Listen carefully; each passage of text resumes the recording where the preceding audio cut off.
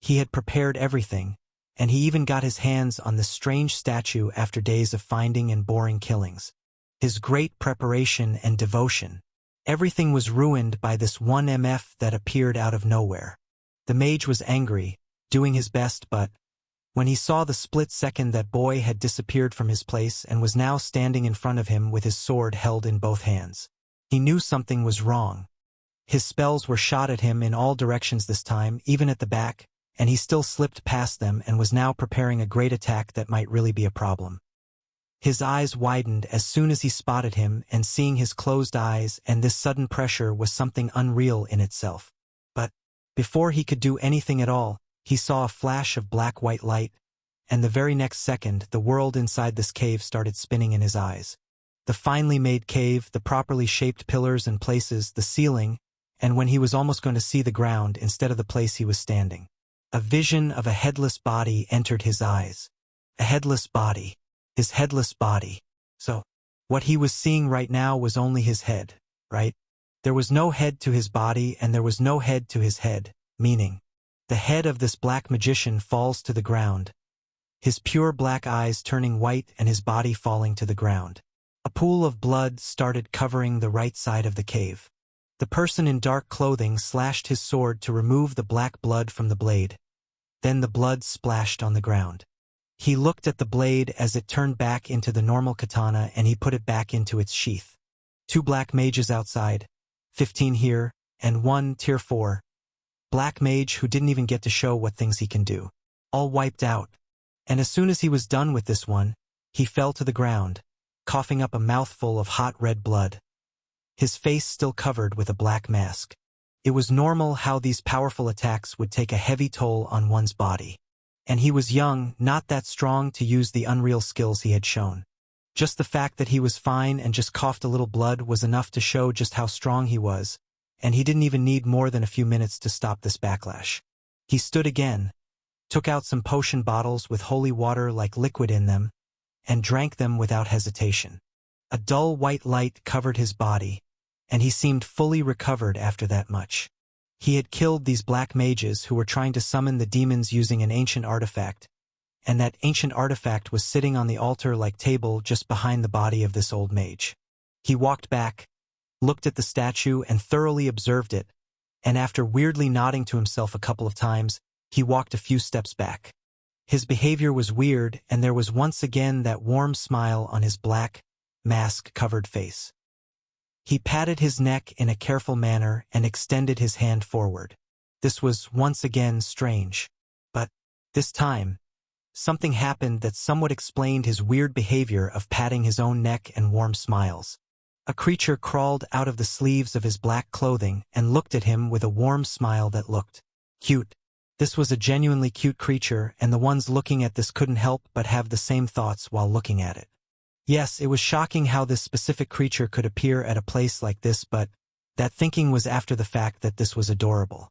This was a small snake. A snake with wings. He was small, maybe smaller than this person's hand, less than half a meter or so. This creature had metallic feather-like pointed scales that were almost like steel feathers all over his body. Its body with these feather-like scales was a light greenish blue, teal color. The feathers it had were a royal purple, and lastly, its eyes. They were the same golden as him, result of first assimilation. They looked like the original ones compared to him, but they definitely were gorgeous. Its young snake face was cute, and the way it smiled at him was also adorable. This was a creature that shocked the ones watching with the vision of the butterfly. It was just commonly unbelievable to see this creature here, like this, with a person smiling like this. This was surpassing. But this creature was still cute.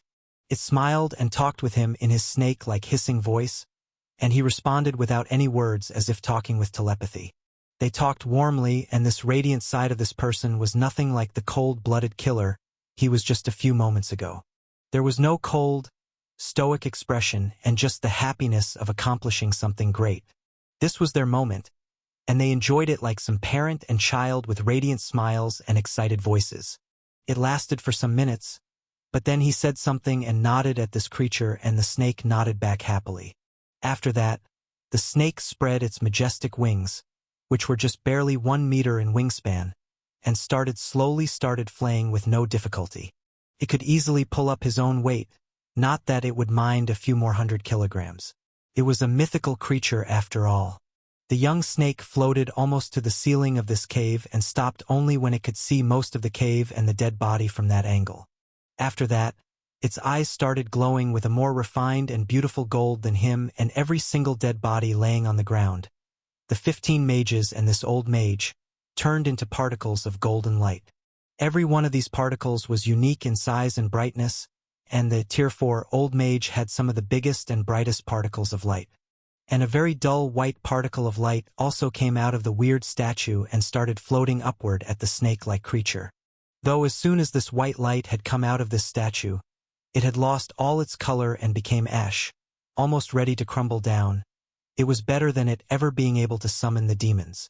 All these particles of light floated in the air to the mouth of this snake-like creature, and the young snake slowly started happily eating these special lights. And it didn't take it more than 3 minutes to finish this, and after joyfully finishing its meal, it floated down to this person and he hugged it with his warm embrace. He had a happy expression as if a mother asking her child if they had a good meal, and the snake nodded his cute-looking head while hissing with its light pink serpent tongue. The two of them were as great a pair as the ones watching them were with their families, and maybe this bond was somewhat special too, according to what was known about this serpent creature. Right now, the behavior this cute snake had would most definitely confuse the one watching this who knew about this creature in detail. But it was ultimately all right, as there are always exceptions. The two of them had a special relationship, and it was clear just from this interaction they had. And after more small talk, the snake-like creature crawled back in his sleeves, and a golden light appeared on the bottom part of his neck. He sighed after that and took a deep breath, and after that, started doing something even more strange than killing all those mages. He first erased every single particle of ash from that weird statue that had turned to dust a while ago. Then he started messing with the blood and the marks of the fight, and even finally cleaned his own blood with some strange acid-like liquid to not leave a single trace. After that, he went to the left side, checked the place with most of the things, and picked up some good things like 2 skill stones and 1 energy core laying by the butchered beast's body. It was genuinely envious how people could just find such things lying around on the ground. And the ones who just left them there were even bigger fools. But he took all the important stuff, cleaned up the mess, his own unique attack traces, and then, without looking at the people trapped in the back, he took out a strange hexagon blue crystal and activated it. Talking in the crystal in an inaudible voice, he quickly finished this talk and put back the crystal, and just normally walked out of this place. There was a smile on his face as he was walking out after achieving his goal and achieving more than he thought. He walked out, leaving this cave all alone, with the corrupting black blood of the black mages that will slowly corrupt the air and, in a while, make the air so poisonous that the imprisoned people will just die from a single inhale of it. Not that it will happen, as he had taken the measures to rescue them, so it was all right. They will be safe. The demon worshippers were dead. The summoning was prevented, as a great tragedy was also prevented with it, and, with that, a few butterflies vanished in the air, became invisible, and started following this person out of the cave who had killed the strong mages so much effortlessly. In the quiet garden, silent winds passed freely, grazing the marvelous selves of the 2 young people sitting on a bench with a blank expressions. A boy with red eyes, reflecting the glowing blue water from the fountain. His golden blonde hair mirroring the blue moonlight of the half-moon playing in the sky with his friend's stars, and his clear, attractive face, set there with a blank expression as if deeply thinking about something. Just beside him, a gorgeous-looking girl was sitting, holding his hand and similarly thinking something deeply, just like the boy. Her marvelous short purple hair reflected the night's darkness instead of light, but still, they looked so attractive that one couldn't help but get drawn towards her. But her eyes had a strange blue light in them, and even though this blank state was quite similar to the boy, it was still quite unique. It was as if the girl was seeing something from a distance with someone else's vision, while the boy was seeing things firsthand, being there at this very moment. They were in the garden in front of an enormous mansion. The fountain in front of them produced a calming voice. The sounds of the night were even more calming than usual. The fresh air of this area was rejuvenating. The garden with many flowers, most of them glowing on this wonderful night, also producing a mix of pleasant fragrances. The bench they were sitting on was finely made for two people to sit comfortably. The bench was old, but it looked as new as a newly carved piece of wooden art. The lights of most rooms in the mansion were off, windows closed and curtains covering them. This was a quiet and beautiful night, perfect for love to bloom. The two of them were sitting on this bench in this wonderful place with this special atmosphere, with this blank look on their face and eyes. And after a while of this blank state, the boy first flinched visibly, his eyes shaking in surprise and shock. And after a moment of his reaction, the blue light in the girl's gorgeous pink eyes vanished as she, too, shook visibly with surprise and an unbelieving expression. The boy was smiling with a preposterous expression, as if he had seen something more absurd than a normal ghost. The girl was shocked, but she was more confused, and there was no smile on her face at the moment. Both of them were now in their right state, back to this wonderful place from some strange one. He looked at her, and she looked at him after a bit, and the confused look on her face surprised him more than he currently was. His eyes asked her what was wrong. The radiant smile on his face still stuck on his face. She saw the question in his eyes and wanted to answer, but she couldn't actually find the right words and just opened and closed her mouth a few times. She was calm right now. There was no chaos in her eyes, but the things they had just witnessed were that much absurd to believe. He squeezed the held hand to further calm the calm self of the girl and asked her to take a deep breath and continue. And she did just that after a calm nod. He had seen what things had happened there, and although only he can see the things through the clone's visual after seals transferred them to him, he had the spell smiley face share, so she saw those things too. And they were definitely no normal things. That was amazing. It was Eastern swordsmanship, right? She asked with an excited smile, and the boy happily nodded with even more excitement. Yes, and I can definitely say it was a lost one. I have only read a bit about it, but it is considered some of the finest in the known history. Past legendary swordsmen and some of the earlier alliance masters of the Adventurers Association from the Eastern Continent soared Heaven Akamitsu's lost style, and I definitely know it was lacking in many ways, but that was real. Someone who knew the actually lost style of a legendary figure. Damn. And that wasn't just the sword style of one person he used. I don't know if you saw that, but he changed the form of his divine artifact sword and used a different style too. And that one looked far more refined than his light swords. He was truly excited when talking like that, and she was naturally enjoying his every single word and excited expression. He had started talking and retelling everything that had happened there and they witnessed, and seeing him talk so happily made her smile warmly at him with a happy gaze. It was rare to see him excited like this, and this atmosphere and situation made it even more special. Everything they could see with the low efficiency of the clone's eyes was limited, but they could definitely comprehend things that might have happened in the time that they couldn't see anything. They had seen someone amazing just now. Someone truly strong. Someone who knew how to use his strength, as well as someone who possessed amazing skills in the sword, aura, and internal energy. They knew this person used Eastern techniques, and his sword style was also something of old times. This person was special. From his weapons, clothing, artifacts, skills, techniques, energy-using prowess, and at last, the being that was with him. From what they had seen, it was clear that this person had deep experience with actual combat and unfair situations like this one, but he was amazing with how he dealt with things. The core reason his attack on this group of black mages was successful was the way he started the whole thing. The way he entered the place with some kind of powerful invisibility skill or magic, caused chaos, swiftly moved to places, killed those people without any hesitation, to how he fought against that black mage leader. The start played the main role, and that start was most probably only possible because of the cute being with him. The smile on the boy's face deepened, the excitement intensified, and his genuine excitement made her excited too. A real Okajai. He shouted loudly, and she followed after his loud voice. To think we will be able to see one. Both of their voices were loud, and guards in the shadow were surprised by these sudden loud voices. They knew the two of them were talking here for a while now, and the angle of this bench was something that couldn't be seen from anywhere other than the front. It was a special place, and they knew who was there, so they didn't do anything and just stayed in their positions. But the excitement of the two was natural, as they had actually seen a creature that is only talked about in legends of the Eastern continent, about a legendary creature that few had ever seen with their own eyes. A creature of great power and something that had the potential to grow strong enough to be on par with small and primary divine beasts. The highest of purple-ranking creatures, a being that was said to be ferocious, rare, something that rarely got involved with other species, and possessed some of the greatest magical abilities.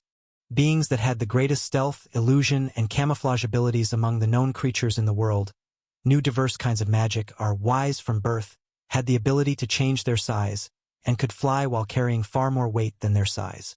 Creatures that didn't get much close to those aside from their parents, masters, and guardians. Okay, so the legendary winged snakes. Creatures that are talked about in almost all towns and villages of the Eastern continent and are believed to be residents of the deep forests, gorgeous valleys, and mountaintops. A creature that is sometimes depicted as a being that must never be hindered even if you are fortunate enough to see it with your own eyes. Many stories say that this creature just kills all the beings that anger them. And that too happens so quickly that no one that has done such a thing has even been able to understand what had happened to them. But the creature they had seen was a cute small snake. It was cute, his reaction to the person with him was pure, just like a child talking with his mom. And this cute-looking Okagi, had a special skill that's considered rarest among any creature of this nature. An ability that is so rare that its rarity is closer to the existence of high divine beasts. Gluttony. A skill that can rival a third-stage origin skill. A rare ability that only a few strongest could possess. One of the 15 pinnacle skills. And something that holds the ability to consume anything as long as they fulfill certain conditions. The conditions vary from creature to creature, but mostly, they have to kill something in a certain way to be able to consume it if it's something alive. If it's something that's not alive, then they can consume all the energy from it and grow stronger. This snake had that very, very rare ability to convert everything in those beings that he killed into golden particles that were condensed natural energies. And the small snake with wings looked cute. It was adorable. He shouted with another loud voice, and she nodded in agreement. Nothing like the ferocious beast that I have heard about. And she stopped when feeling the sudden transition and vibration from his hand and blinking at him with surprise. She looked at his still happy-looking expression, sighed deeply, and moved a bit on the left side, at the edge of this bench.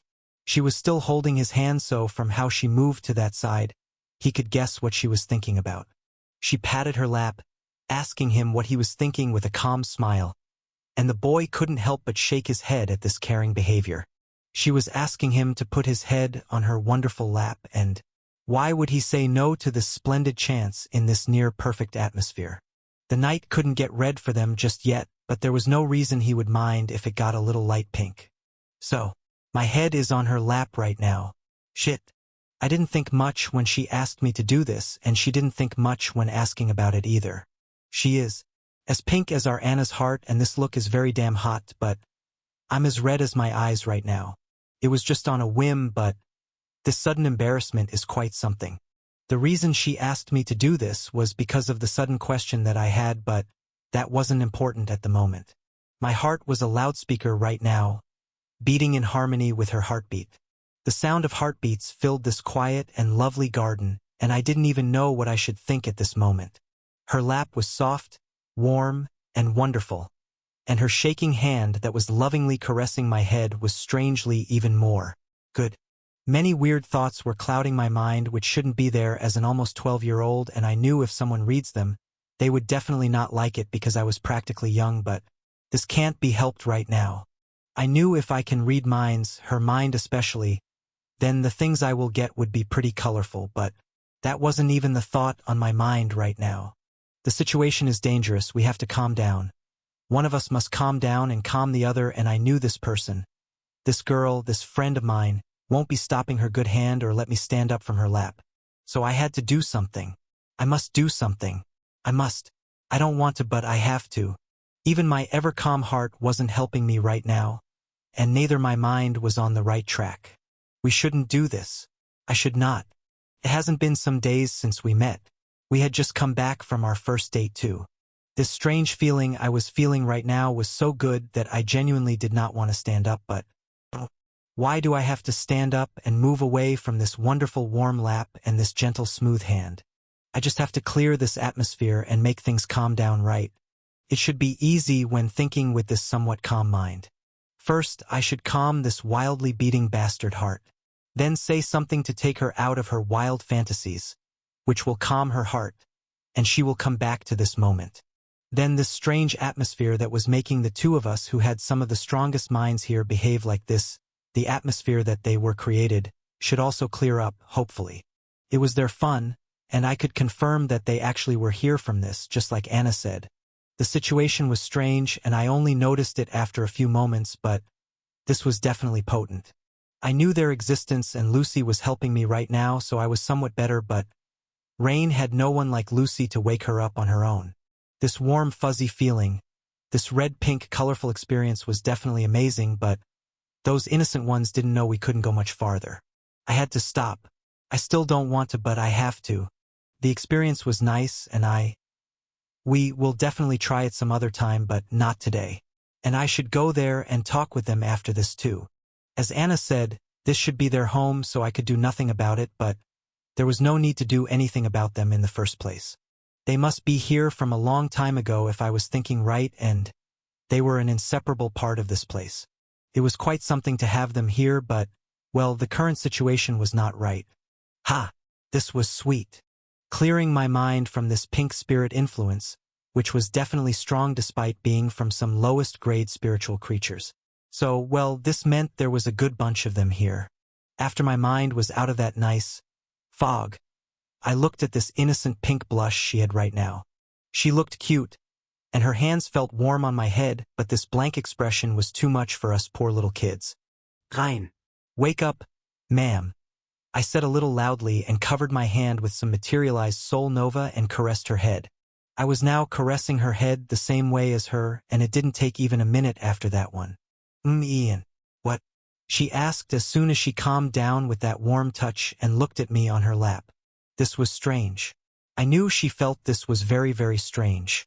She was the one to ask me to get on her lap. She was the one that was playing with my hair for the last 10 minutes, and she was the one that was doing this because she wanted to do this, but she didn't know the reason. I knew, and I will tell her later, but she was back, and that was enough for now. This started because I was worried about something, and the way I just grabbed her hand after she came back to reality reminded her why this all started. She was confused about something, and I knew she didn't have known the reason, but she couldn't do anything about something that wasn't even present in this realm, right? She was strong, and I knew that more than well. After I teach her properly, in a few more years, she will be able to do that too. But that wasn't important right now. I was genuinely concerned about something after watching that young black-clothed person. Looking up at the now calm but confused Rain, in her beautiful eyes, I blinked my eyes with a different confusion of my own. Do you think there's some kind of hero of this world? Not the ones people believe in. A hero like those in a novel or story. A real hero of an actual story that is super strong or has those super strong skills, great wisdom, godly weapons, and unmatched subordinates. What do you think the purpose of those people desiring a hero's life is if there's such a being? What do you think would happen if this world is actually just a novel? We are some side characters, and the main characters also exist elsewhere. Just like this person we just saw. Just like you, Carla, Alf, or even Anna. If there's already you all here, then what could be the reason for an anomaly, a reincarnation like me? It was really a question I asked myself many times. It was a common thing where one is transported to a different world, reincarnated in some novel character's body, possess the body of an already existing character in a story, travel to a different world because of some weird phenomenon, or even travel back in very past time. I had a life fitting to be called a character like that. This life had been like these common plots. I had been through a lot, and still I wasn't the greatest in this place. Rain was far better than me. Alf was an amazing mage. Carla was an amazing swordsman. And this person we just saw. He was definitely young like us, but the strength he showed in this small time was something I didn't actually expect to see the same day I came to the capital. My questions were genuine, and it surprised her how I just so causally said that I was a reincarnation. It was a stereotype that reincarnation is an MC of a fantasy story, but I didn't want to be such a figure. Why would I want to be someone who naturally had problems as part of their life? I have had enough already. I have survived in a place I wished no one was thrown to. I have also lost someone dear to me. What else can this world show me? Devastation, destruction, bloodbath, death. I didn't want that. Not one bit. Asking for a normal life was no crime, and I was asking for just that. A normal life with this family of mine. Calm life with her. A lovely life with people I cherish. Heroes can't have these normal things. I know that much. I just wanted peace. Will be possible. I was looking at her, and after thinking for a brief moment, she looked at me and shook her head with a smile. Well, why think about something that's already so absurd sounding? You don't want those things, right? Then just don't care about things like that. People, world, Rakshasas, black mages, heroes. We don't know what will happen tomorrow. The past has already passed. What we have is just this moment, darling. Do you want to worry about something that doesn't concern you at all after just seeing a special person kill some bad people? I know this world is already chaotic enough. There's peace on the outside, but people like them already exist all over the world. Bad, good, heroes, villains, demons, angels, gods, beasts, divine creatures, creatures born from nature directly. Everything exists here. Disturbance, wars, and deaths are all facts, even with this visible peace. But at the very least, there's some peace, right? We have strength, but how we use it is entirely up to us. Saving lives. Doing absolutely nothing. Doing things from the shadows so that it doesn't get compared to good or bad. Just because you are a reincarnation doesn't make you some great main character of this story like world, my love. Maybe there are many other reincarnations in this world. People with strength, knowledge, and resources far surpassing your own. There already are those who wants to protect as well as villains who want to destroy. And every one of these concepts of good or bad is, in the end, equivocal. Someone's hero might be another's arch-enemy. What you want to do at this very moment is everything there is to life, no. The choice is yours, and I will follow you unconditionally. You are someone I want to be with for the rest of my life and after that, so whatever you want to be, some kind of hero, villain, good, bad, or just a normal person, I am with you. And sadly, now you are stuck with me. That was quite a speech. And coming from her, it made so great impact that I was speechless for a moment and just blankly stared at her face that found my astonishment cute. Wow. Rein. Aren't you amazing? Right? Is that even a question? Ooh. What she said was absolutely true. And I didn't imagine I would ever hear something like this from her. She said things that were just the things I needed to hear. And that last thing of being stuck with her. Rain. I called her name and she looked down at my face. My head was still on her lap after all. I'm glad I'm stuck with you. For now. In the future. In this life. And sure, after that too. And thanks. Just hearing I will have someone like you with me forever is more than enough pain and blessing. As for the future, let's just go with how life leads us to. Together as much as possible. I smiled warmly and she nodded with excitement. Has it been 3 days? For days. I just met her, but it already feels like we have been together for a long time. My feelings were already clear. They were also pure. And certain.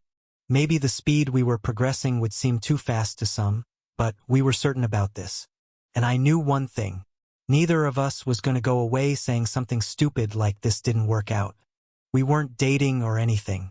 We were certain we will be together for as long as we were in this nature. Wasn't that good enough? Things like quarrels and fights would be natural if they happen, that is, but if our foundation is this firm, I have no doubt we will be all right in the end. She said some really awesome things just now, and it helped me clear up my mind quite a lot. I knew this moment and her words will be something highlighted in this mind of mine, and to make this even more special. Rein. Want to see something fascinating? My sudden question confused her, and the way I lifted my hand, which was glowing with a pure white light, enhanced this confusion even more. But she didn't hesitate to accept this hand, and the thing that we saw after that were quite colorful. Realms. There are different dimensions in this nature and different beings reside in these different dimensions. Humans, elves, dwarfs, the normal energy beasts, and other beings that a human can naturally perceive reside in this normal perceivable realm, cognition world.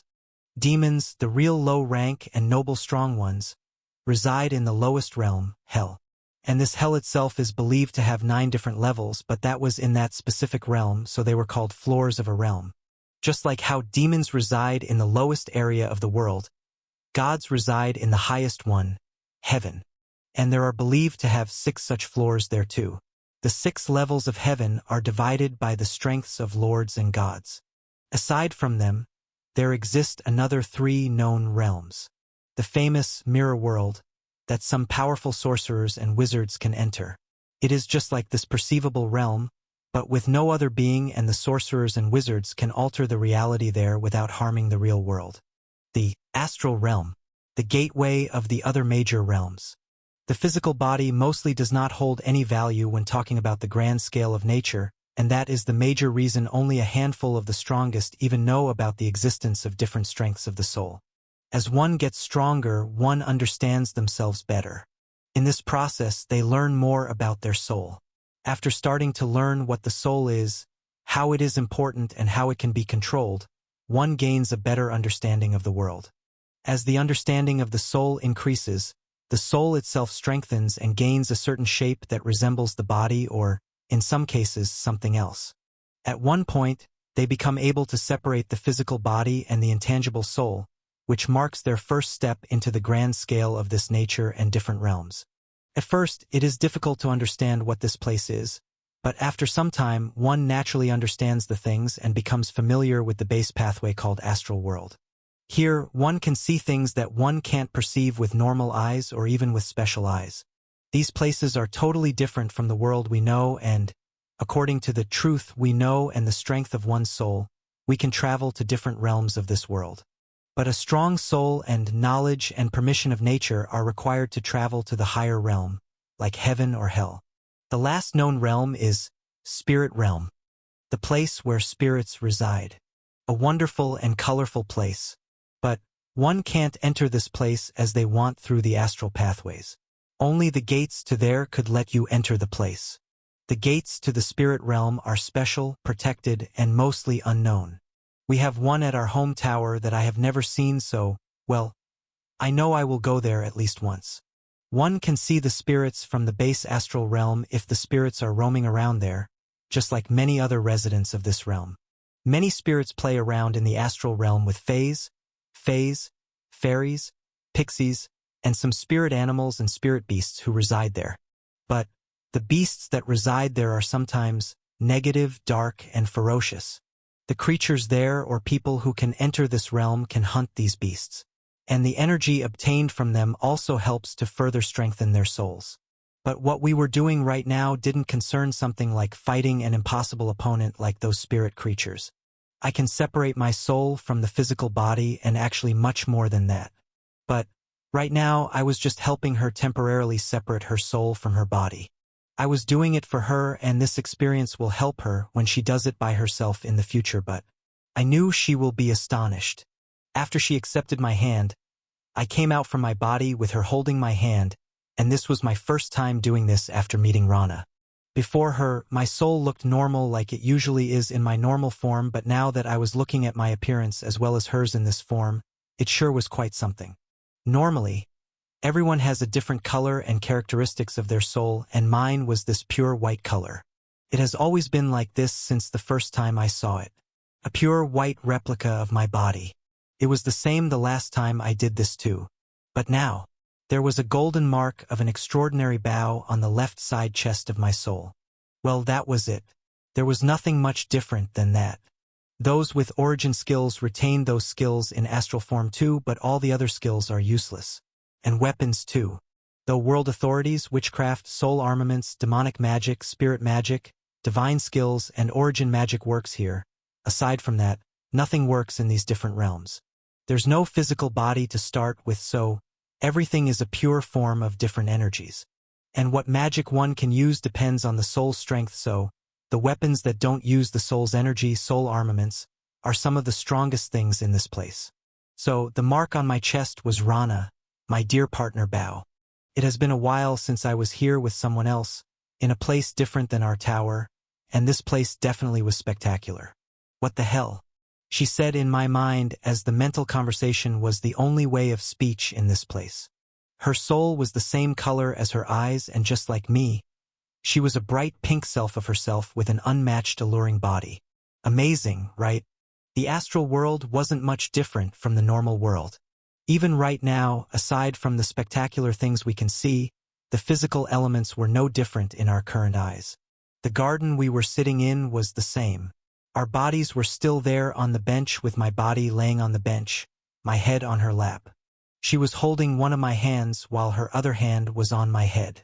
And just like there, she was holding my hand here too. We were floating someplace above the bench we were sitting on and were looking at the garden and the fountain that looked beautiful even as normal. But right now, this was quite something. A place filled with different colored lights, small lights covering this fountain and circling around it in a cheerful manner, while many of the pink lights and human-like creatures glowing in pink light were playing around the bench we were sitting on. They were the reason we were having those uncontrollable sudden trains of thoughts, and looking at them cheerfully play around our bodies was quite something. The humanoid creatures looked like fae. They had colorful, fur-like bodies, but these were all pink. 2 hands and 2 legs with 3 fingers on them. A rabbit-like nose and cheerful black eyes. 2 big ears, big compared to their faces, and they didn't have a mouth, though they had long pointed tails the same color as their glowing bodies. Fae creatures were the lowest ranking of fairies and sometimes were considered a different creature altogether. And with those finger-sized fae creatures playing around our bodies, there was an actual fairy too. I didn't think a being like her would be here, but this was real. Unexpected but real. A fairy. Anna would make this fairy her best friend if they meet. Not that Anna was anywhere near strong enough to even have a properly strong soul. She knew about the secret that this fountain was special, and the reason was her extreme latent affinity with nature and spiritual beings, so she can directly sense the cheerful feelings and dense presence of the spirits around this fountain. And she told me she sometimes sensed many funny things that she sometimes felt from the couples of the family and the 2 of us. So, well, I could naturally guess the presence of these fae creatures, but this little Miss Fairy was still unexpected. I knew the little fairy would have already figured out there was something strange with the white light and unmoving bodies and was looking around because of her strange feeling, and she found it when she looked up and our eyes met. I was certain about these fae creatures, but I never thought there would actually be a fairy living in my front yard. Fairies were rare creatures, and their size in non-winged form signified their rank among the fairies. Unlike the fae creatures who were close to spirits, fairies were a species in this world. They were creatures of special powers, and though this one before us looked small, it was just her winged form. This one was definitely young, maybe around Rain's grandparents' age. She was young in the sense that the normal lifespan of fairies is naturally more than 1,000 years, so this young one was here, playing with these fae creatures with the special power of love. Not the cute and calm love like Anna's passionate one. She, with her friends who were similar to her, was most definitely the reason this bench and this place were so special for couples. Fairies are rare creatures, and they mostly live in their own separate villages in deep forests and beautiful places with high natural energy or some special aspects. Maybe this place also had something that was special and this young fairy liked, but I can understand her reasoning. This garden and the fountain were unnaturally filled with spirits. Maybe the strange concentration of natural energy around this fountain was one of the reasons, but that wasn't all. I couldn't say for certain, but my own family could be the reason for this phenomenon. Well, this garden and the whole place were spectacular. Different small spirits that looked like small dots of light, many colorful creatures, small and big, flying in the sky, the whole concentrated light area around this fountain and garden, and then this fairy. Rain was just astonished by all this, and she couldn't even move her eyes away from the exquisite-looking fountain. But she naturally came out of this enchanted state when the tiny fairy flew up from the ground and looked at us with her hands at her back, her pink sandal-wearing legs stretched out in the front, a little confusion on her tiny but cute face, and her 4 wings flipping on her back. Isn't this boy Javi's grandchild or something? You know, my grandpa. Kaya. How? She was surprised, and so was this friend beside me. Both their sudden surprise reactions were cute, and I can't help the smile on my face. For Rain, I knew this tiny fairy's question definitely sounded just like a small tickling noise of a tiny bell. It was a surprise how there was a fairy here in front of her right now. I knew this wasn't her first time seeing a fairy, considering she has traveled the world and many places that usually even adventurers don't go to. She knew fairies make strange small noises, but what was even more shocking to hear was the same kinds of small, tinkling, weird bell-like noises coming from me. Well, their language was already a mouthful. Others don't understand that while spoken, which was another matter altogether. And Rain didn't even have her special eyes skill right now, so there was no way she would even understand what was going on. But she was surprised, and so was this cute little fairy. It was natural, though. I was the weird one to actually know all the languages without the use of any skill. When a young boy of a common race speaks one of the weirdest and toughest known languages, it would naturally be shocking. But, well, both of these girls were cute. How do you know fairy tongue, boy? I learned it, of course. How else? She was cute, and her expression right now was even cuter than that. I definitely told the truth, but her face was as if she had heard someone say something absurd that doesn't even make sense. Aren't you young? How can a young one learn this difficult language? Even I have barely learned how to write it, even though it is my own kind's language. I can teach you if you want. It was definitely difficult, but nothing compared to runs, right? Definitely. That thing is a bouncer weight. Do you also know runs? The real ones? How? I had an awesome teacher. But how can having an awesome teacher define this? How can you learn those things when you are so young? If it were this beautiful girl with you, I would understand, but you had an awesome teacher. I smiled with a helpless smile and a small sigh, and the fairy fell silent and closed her eyes to offer her prayers to nature. She is definitely cute. And so is this friend of mine who is just moving her head, seeing the fairy who is just praying with her eyes closed, and me with a sudden helpless face. What is wrong, Ian? She was asking how I knew her language. I said I had an awesome master. She couldn't believe it and said it would be different if the beautiful girl beside me was saying this instead of the young me. Then she realized something and went silent, praying to offer her prayers to Mother Nature. The beautiful girl. She blinked her eyes a few times, looking between the fairy and me while questioning where this beauty come from. I looked fantastic even more in this astral form. This fairy looked cute even more while praying with her eyes closed. So how was she the beautiful one? Was the question in her eyes. You look spectacular if you don't know. Even more than normal. Your charm is enough to charm even me right now, so this fairy is nothing much. And as I knew, my words surprised her. Well, it was natural when it's your first time in this realm, but one can't hide their true self here. They would appear as their true self, the one that is actually them. Rain, with her physical body gone, had such celestial charm and allure that even the night would bow before her. Rain looked just as freaking hot as a delicious piece of meat that one can't resist. But that wasn't important right now. I already knew just how amazing she was, so looks and charm didn't matter much. Well, she was surprised, but she calmed down and a sudden sad look appeared in her fully pink eyes. She looked at me with a sorry expression and I just shook my head. As she said a while back, the past is something that has already happened. So, there's no meaning to mourn over it anymore. So, I just shook my head and smiled warmly at her. And at that, the fairy also opened her eyes. The prayer offering of fairies is special, and they don't usually do that for people they have just met, so it was even more amazing to think just how much she knew my grandpa. She opened her silver eyes, her pink hair glowing as usual, and she looked back at me. Your master must be someone like those cool big divine beasts to teach such young boy something like this. And you are even more amazing to learn such a difficult language and have this special strength to already be able to not only separate the soul from your own body but also help someone else do it.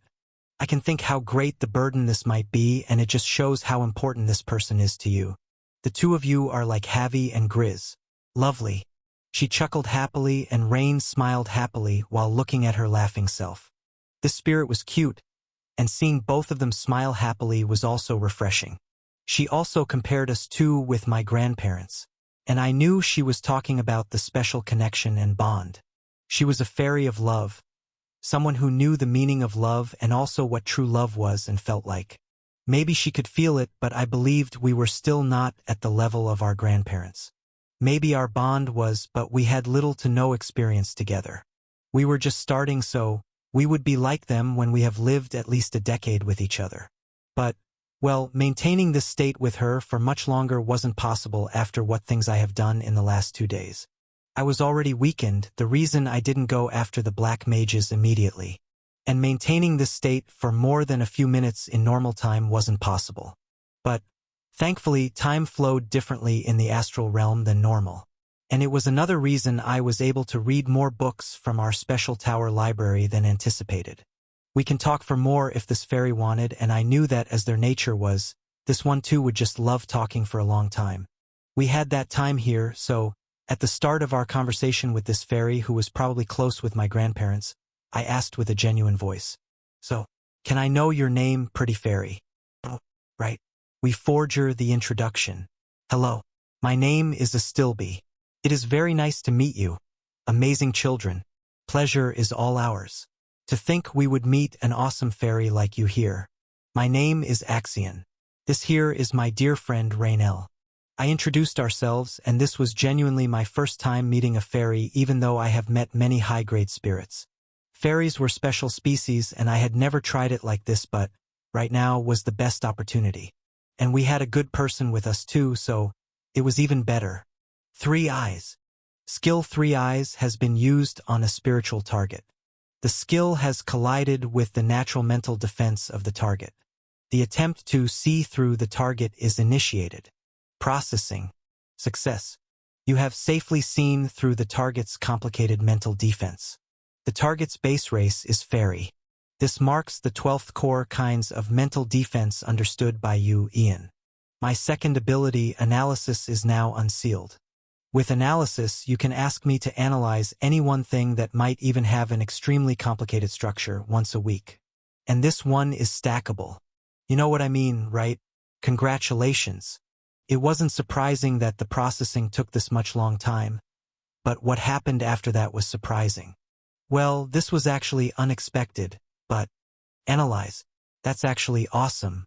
And if Lucy is the one analyzing something, then I don't have to even worry about something like an ancient artifact, divine artifact, potent herb, poison, illnesses, or even magic or skill. To analyze something would mean to deeply gather information on something from the data we gather from other cognitive senses or by extensive research, in short.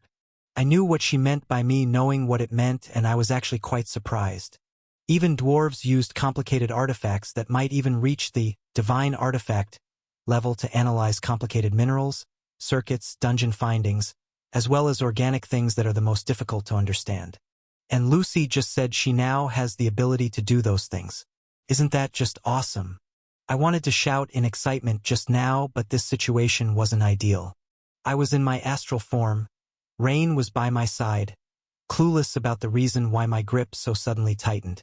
Astilbe, this cute fairy with us, definitely felt something tingly.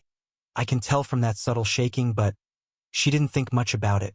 It was actually rare to have the ability to see through other beings in these astral and other realms, except the 2 high realms of heaven and hell. And usually, seeing through a fairy's mental defense, which consists of some of the most diverse, complicated, and narrow channels, is almost impossible. Without a skill like my eyes and Lucy, who can share the task to observe, decode, and understand with other skills in my mind, I knew I wouldn't be able to actually do such a thing. Their mental defense was different from Rain's grandfather's. I didn't have to use much concentration, but rather, it required an absurd understanding of truth, as well as biomagical construction. In simple terms, this natural mental defense, which doesn't consist of any skills but only the intangible mind, is something like a defensive structure. It could be a simple wooden fence, a strong wooden wall, a tall brick wall, or a thick wall like any city's.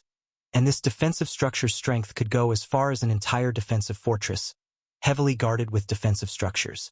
Every mind is different and complicated, and though she said the natural defenses understood by me, I actually didn't even know what they were. Maybe she meant I knew deep inside my mind, or she knew herself, but that wasn't important right now. Humans, normal humans, any mage, priest, or knight. The transcendence like Rain's grandfather. A blessed one like Anna, and a special one like myself. Demonic humans or Rakshasas. A normal energy beast of low or mid-higher strength. Some berserk beast like the teddy in the forest or that boar. A close to the strongest creature like Taika or Leo. A spirit like Clover. A fairy like this one before me. A dwarven or elven mind that is similarly complicated to see through, has great defenses and strong constitutions, but still lacks many things to make it impenetrable, like a special overseer such as Lucy. These 12 were most probably the ones she talked about, from my understanding. And when I counted my mental defense separately, I was genuine. My mental defense was too different from any other normal person's and too strong to even be infiltrated by a skill like Rain's eyes. And Lucy strengthened it even further. If I wanted to say myself, then my mind could be considered something so heavily guarded that aside from someone like the headmaster, no one can infiltrate it. And that was only while not counting Lucy. I wasn't nearly strong enough to use her full power just yet. Just like how this analysis ability came out of nowhere, I had no idea just how many abilities Lucy possessed. Maybe she herself had no idea, but that didn't matter. She was amazing, and I just had to work hard to be strong enough to unlock all her abilities. Well, anyway, name, Astilbeo Verger. Age, 63. Race, fairy, pink dust. Strength, 138. Dexterity, 129. Stamina, 125. Magic power, 123. Intelligence, 102. Luck, 54. Charm, 66. Skill, intimacy, pink presence, stardust, fairy magic, sleep dust, warm poison, realm jump, purification waves, link view. A special fairy with unique characteristics than the usual racial features. As she doesn't have the characteristic golden fairy dust of normal fairies or silver one that signifies nobility, she is a unique individual with a unique standing among her kind. She is a rare fairy of love, affection, warmth, and pure desires. A cheerful and unique individual. She is adorable for sure, but she is also quite strong. She has a pair of 2 wings, meaning she has a noble origin. And she also has 3 unique skills aside from other racial skills, and the fairy dust from her is a rare material with a unique ability. She is special. I suggest you respect her and don't do anything to anger her. She is pure and has abilities too. She also has the very rare racial ability to see a special kind of connection or link between 2 beings. She is neither a common fairy nor an arrogant noble one. It's also fascinating how you have a spirit cluster just in front of your house like this. Instead of worrying about useless things, as this breathtaking lady said, look at the good things like this one. You are an idiot, so listen to what this wise lady and we say and don't do dumb things. Idiot. Well, I definitely am. Thanks for the advice, O great one. I shall follow thy wise words with my whole being. This one has also grown quite a bit, and now instead of cussing at me left and right, it gives cute pieces of advice like this one. Not that its speaking method has changed at all. It's still the same little child I know of. Anyway, special fairs are rare. Mostly, fairies produce golden or silver or even snow-white fairy dust while fluttering their wings, and this is a natural, biological process for them. This fairy dust is a rare material for enchantments, magic research, magic engineering, or as a raw material. And right now, even as she flapped her pink fairy wings, which weren't like some butterflies but the pointed ones, a strange pink star like powder was coming out of it, and it just disappeared into the surroundings. One has to collect this dust in a special container made of pure silver to actually have it. Or just like right now, it fades away in the surrounding. They had numerous special powers, and that made these fairies even more amazing. Fairies. They have some very special powers, and from their individual abilities that they are born with to the general ability to easily use the fairy magic, one of the toughest kinds of magic, is one of them. Some fairies are born with the Stardust skill, and this skill produces a different kind of dust which can also be used as material, but one can get it through the right channels, so it wasn't as unique as her pink fairy dust. She also had many special skills, and just from seeing their names, I could tell they were comparable to at least blue-ranked skills. All of her skills were either racial skills or unique ones that were special to her. All her skills were no doubt amazing, but her racial skills were quite something too. Fairies were some of the few spiritual creatures who had the racial skill realm jump, a special ability that allows them to travel to certain realms without restriction like other beings. They are called spiritual creatures because they actually don't have a physical body and instead just have a pure energy body like elemental spirits and spirit beasts. They are one of the most special and fascinating races in this world, and I never thought I would meet one in my front garden. And this one was cute too. Strong but cute. She had a last name, which naturally meant she was from some actual noble family among the fairies. It was strange how she was just playing around my house though.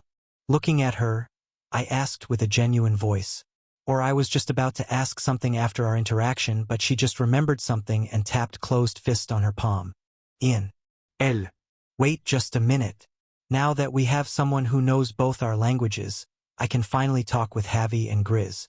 And just saying that much, she flew away with her eyes shining with a sudden excitement and almost hopeful eyes. This departure was sudden, and the way she just ran away while showering her fairy dust in her line of flight was quite the spectacle. This confused rain, just how this fairy ran away after just some twinkle sound, and she looked at me with questioning eyes. Her innocent look was even more dangerous, and I really don't want to comment on her body right now. This was really too ahem. Well, we introduced each other, and then I was just about to ask how a special fairy like her knows my grandparents, but before I could do so, she just ran away saying she can finally talk with Grandpa and Grandmother. Maybe she went in to their room to bring them here. I think Grandma can't do this, but Grandpa should know how to do something like what I'm doing right now. So, well, we might meet them here. You means the two of them knew about all of these cool things. This fountain, these creatures, this world, and this fairy. There was a shocked expression on her face, and the way she looked right now, this gorgeous soul of hers, enhanced the beauty of her shock even more. We were in this astral form, and some people did some very red things while in this form, but, well, neither of us was strong enough just yet. I was pretty good with these soul things, but she didn't even know the basics of astral projection yet. I know she will learn far faster than me, but, well, right now, however marvelous she looked, I couldn't do anything. I wanted to, but we couldn't. Shouldn't. Mustn't. Not yet. Ha! Damn. My sudden sad expression confused her. This innocent girl. Well, nothing. And yes, her name is Astilbe. She's special, you know that much, right? And yes, not only mine, but your grandpa's would also naturally know about this place. And there should be a few places like this and even better ones around your house too. You never knew just how amazing these places were, right? You might just lose your voice when you see the place I lived with my master. It's not much bright around here aside from this garden and Alf's garden over there, but in the area around your house, the forest, it must be filled with bright lights like this as well as far more than that. Actually, don't think too much about it. You aren't ready to do this by yourself just yet. This time is special, so just enjoy. We can slowly practice it with time. Her eyes were wide open now, her pure pink eyes. Cute. She looked at our hands. They were holding each other, and then looked at me with that thankful look that I didn't like. She was thankful for showing this amazing place to her, but even without me, she would definitely have seen this sometime later. That helpless, powerless, weak look in her eyes was something I never wanted to see. And I knew she will say thanks for this. So even before she could prepare to utter those words, I looked at her with stern eyes. Shut up. Get back to normal or I won't bring you here anymore. You are strong, smart, wise, and amazing, Rain. You would have gained knowledge about the soul, realms, and other higher stuff pretty naturally. Don't be like that when you are that old. And as I knew, she punched my stomach with her free hand. Or at least tried to punch me. Her hand passes right through my astral body, and she remembered this wasn't a place she can use her normal physical force. She can if she uses her witchcraft or origin skills, but she thankfully didn't know how to use that. Well, good for me. You bastard. Stop using that word or you could get bedridden. Maybe I should just do that. I will have a good time playing with your hurt body. You can try my potions and medicines and I can do some stuff with that good body of yours too. And I have no doubt she can actually do that. The look in her eyes was actually thinking that this was a good idea. Not that she will do that right now, but I have to prepare myself because what she just said might actually come true someday. She had her dark chains, so I didn't doubt she could do those things with my poor self just being helpless. Well, thankfully her mood had changed back to normal, and that was for the best. She was out of that sorry state of hers, and that was for the better. She got angry every time I mentioned the old thing, and that was also good for me. I had something that can cancel her sorry state. And it would be all right even if I had to go through pain because of that. Well, we were alone now, and there was nothing much for us after I talked with the small fey creatures with a strong voice. They were somewhat cute too. I liked them quite a bit. We were alone, so flirting was the truth. And as we had already had an episode with the pink embarrassment, so we didn't go much far. And at the time we were talking about useless things, our new fairy friend was back. With two familiar people, of course. In the astral realm, shining with countless small spirits, a fountain twinkled with its fabulous lights. The garden this celestial fountain stood was just as gorgeous as this, and fey creatures, as well as small spirits, roamed around there, happily playing and dancing with cheerful expressions. Some distance above the special bunch in this garden, two young people in their astral forms were looking on the other side, at the two older people who were also in their astral forms. But unlike the two of them, these two who had just come out of the house looked far more special. Their soul bodies were far more clear and more detailed than these two. The older man, who looked like a personification of the old era's noble knights, was wearing heavy silver armor, and a strange blue water current was surrounding his body. The older lady, who looked no less than a goddess, had long blue hair which seems as though the waves of the ocean, flowing like actual water. She looked far more fabulous than the girl, and both of them were standing with a charming little fairy. Tiny body size of a normal human's palm, her body glowing in a bright pink light same as her clothes and hair, wearing a cute tiny skirt and dress with some cute sandals. Her long hair braided in two ponytails. She looked at two young ones with her silver eyes. Her eyes were still shining with excitement while looking at them. A radiant smile was also plastered on her face. The two older ones were confused, but as soon as they saw the two young ones, they looked at each other, sighed with a relieved smile, and then the armor around the older man's body disappeared. It was replaced with a casual outfit just like the lady, but the blue current of water was still surrounding his body. Both of them then looked at the two young ones with confused gazes, questioning how they can be there. The old man, who looked like a middle-aged man in his prime, far better than even many normal young adults, was holding the gorgeous lady's hand, just like how the two young ones were. The boy and girl were expecting their arrival, but the two of them who just came out were more in a battle form than a normal night walk. They were floating in the air right now, and in the moments this area had fallen silent, the two older ones had concluded many things after observing these surroundings. And now there was a proud expression on their faces as they looked at the boy, and the boy can't help but smile weakly. The girl had the same expression as them, as she understood that they already know what was happening there. But before any of them could say anything, the fairy who had been confused all this time by their actions flew before the older one's face and pointed towards the two young ones. And the older ones understood her without even her saying anything at all. They first moved to the place the two young ones were and looked at the boy with an even more proud, shocked, unbelievable look. They were older even with this spectacular appearance, but this young boy of theirs was actually just young.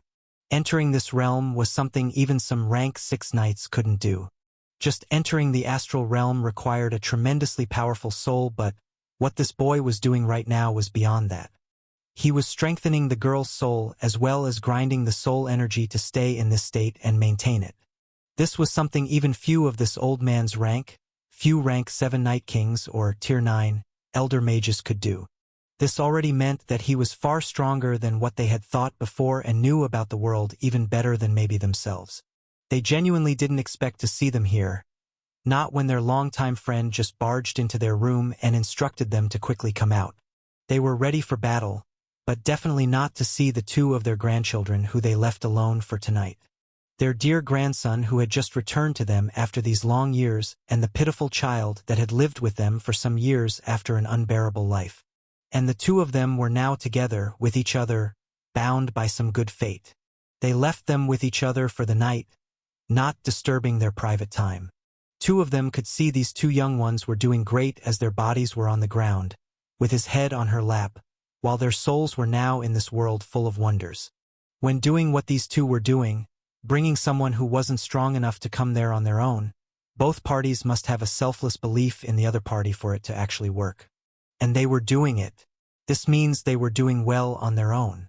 It was good to see the happy smiles on their physical faces, but they also wanted to know the reason their friend brought them here like this.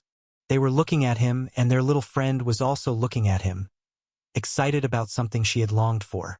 A golden magic circle of her own size that looked strange to their eyes appeared before her tiny self, as well as above every one of their heads. This was something strange, but the boy knew what she was doing just from this familiar magic circle. Fairy connection. Wow, actually.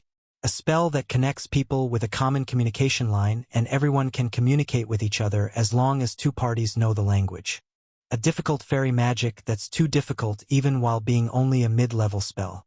Since ancient times, this spell is used in important discussions held in the astral realm, and everyone is thankful for fairies who sacrifice their life force just for the sake of others by using the spell. Sure is amazing to know such a difficult spell. So this was what she meant when she said she will finally be able to communicate with you two. You are more amazing to actually know stuff like that. Even I can't tell from just the look what spell this is. And those astral discussions. You actually know far more than I thought, child. Now I'm certain you know even more than me. Which is absurd considering you are actually just a soon-to-be 12-year-old. Plus that bow mark on your chest. I don't even know how that is possible. But you actually know fairy tongue. How? His grandfather was shocked just by the fact that he knew all these things and was able to do what he was doing right now, but it was even more surprising to actually know a language that was close to impossible for other species to learn. It wasn't even a language in some people's point of view and just a senseless ringing sound. But their grandchild, this young boy, actually knew the language. It was shocking and unbelievable but still amazing. The fairy herself was more than just excited, and this boy had surprised them more than enough in these past few days that they ultimately just accepted the fact that their little young boy was just that amazing.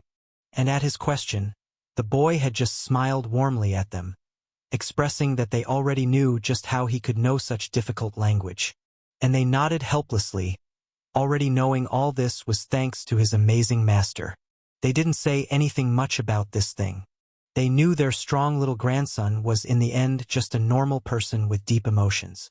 The agony because of close one's loss being more powerful than the other pains of the world. The magic this little fairy was casting was almost complete too, so they just nodded while looking at each other and just waited for the magic circuit that was actually connecting all the magic circles above their heads to finish the connection. This took a while longer than the casting of normal high-grade magic spells. But after some time the two couples had privately talked with their gazes, the magic finished and a golden light wrapped the fairy. And after that all of them heard some tinkling sound along with a unique, young, thin voice. Hello. St. Grandma looked at the little fairy with surprise-filled eyes, an excited expression covering her face. Ast had the same excited expression and couldn't contain her happy smile. Isn't your voice young, old friend? Grandpa asked with a happy smile, and both of them chuckled at his words. This was their first time hearing their friend's voice, and I could only imagine how they could have conversed until now. They were happy they were able to speak with each other for the first time, and this was only possible because of their young grandson. They happily talked for a while and greeted each other. And after some basic chat, they nodded at each other and looked at me with thankful gazes. Well, I didn't even do anything here. They were more amazing to actually know this amazing fairy. I was thankful to them. Maybe I will be able to get some rare fairy dust from her. It would be amazing if I did. But that wasn't the point right now. And someone might misunderstand me for thinking things like that. Well, anyway, they were looking at me, ready for something long, and I was expecting a short story from them.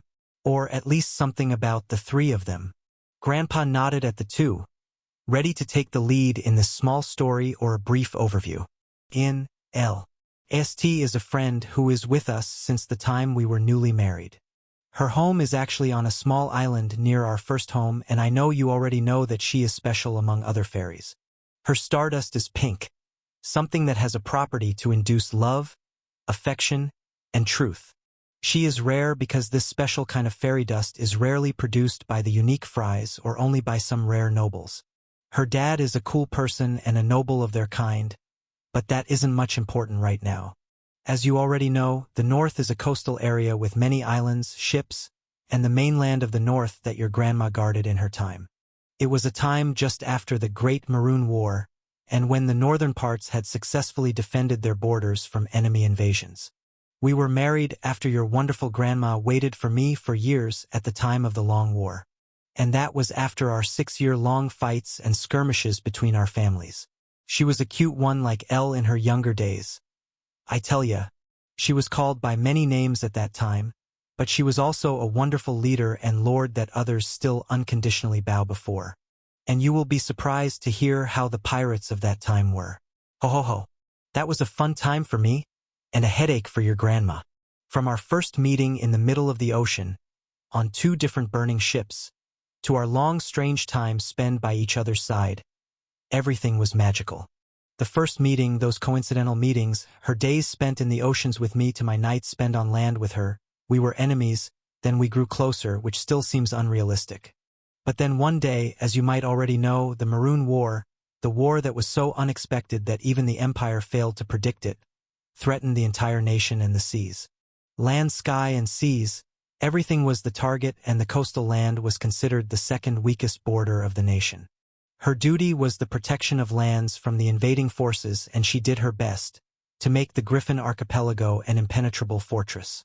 We, the owners of the sea, took over the task of protecting what was ours from the one who dared to threaten our peace. And to block them from even reaching the coast, the defensive parameters were set far away from the main coast, making islands the navy camps. That was the time the dumb pirates of the North, for the very first time in their lives, met the royal knights of the Empire and their powerful fleets. Those were the times that turned the tyrant of Mavis into the warm golden hammer everyone knows about. The war continued, and every soldier risked their life for a better future and for their family that might hopefully be safe until they returned to them, safe, at least alive. Lives were lost, blood was shed, and the brothers in arms were taken away by strong foes. Deep waters of the great northern Mavis Sea were burned, painted in crimson red, and sometimes even black. Those were tough times. Not the worst, but still some of the longest and coldest ones. And after suffering for that long time, when peace had returned to the lands, she who had waited this long, decided to retire and gave her position to Luther. Then, well, we went on vacation and on a fun journey of the vast wide sea. And one day, by chance, on a distant, unknown small island, we met this fairy who was just a kid at that time. A young kid who had injured herself. This little thing was running away from her home just because her genuinely wonderful dad wanted to protect her while she wanted to see the outside world. Well, she met a dangerous beast and injured herself, and then we met. But even before we could help the little hurt fairy, her dad reached that place, and seeing her dear daughter like that, he couldn't help but naturally get angry and, as any parent would do in that situation, he attacked us. And, well, Grizz and I still remember that day. A fourth of the island vanished during that fight, and even as a rank 6 bishop, I was barely a match for that angry father who was ready to give away his life for her. Thankfully, Grizz was there to clear the misunderstanding, and AST also helped after Grizz healed her. That fight concluded with the whole tribe living on that island coming out to the place this fight had happened.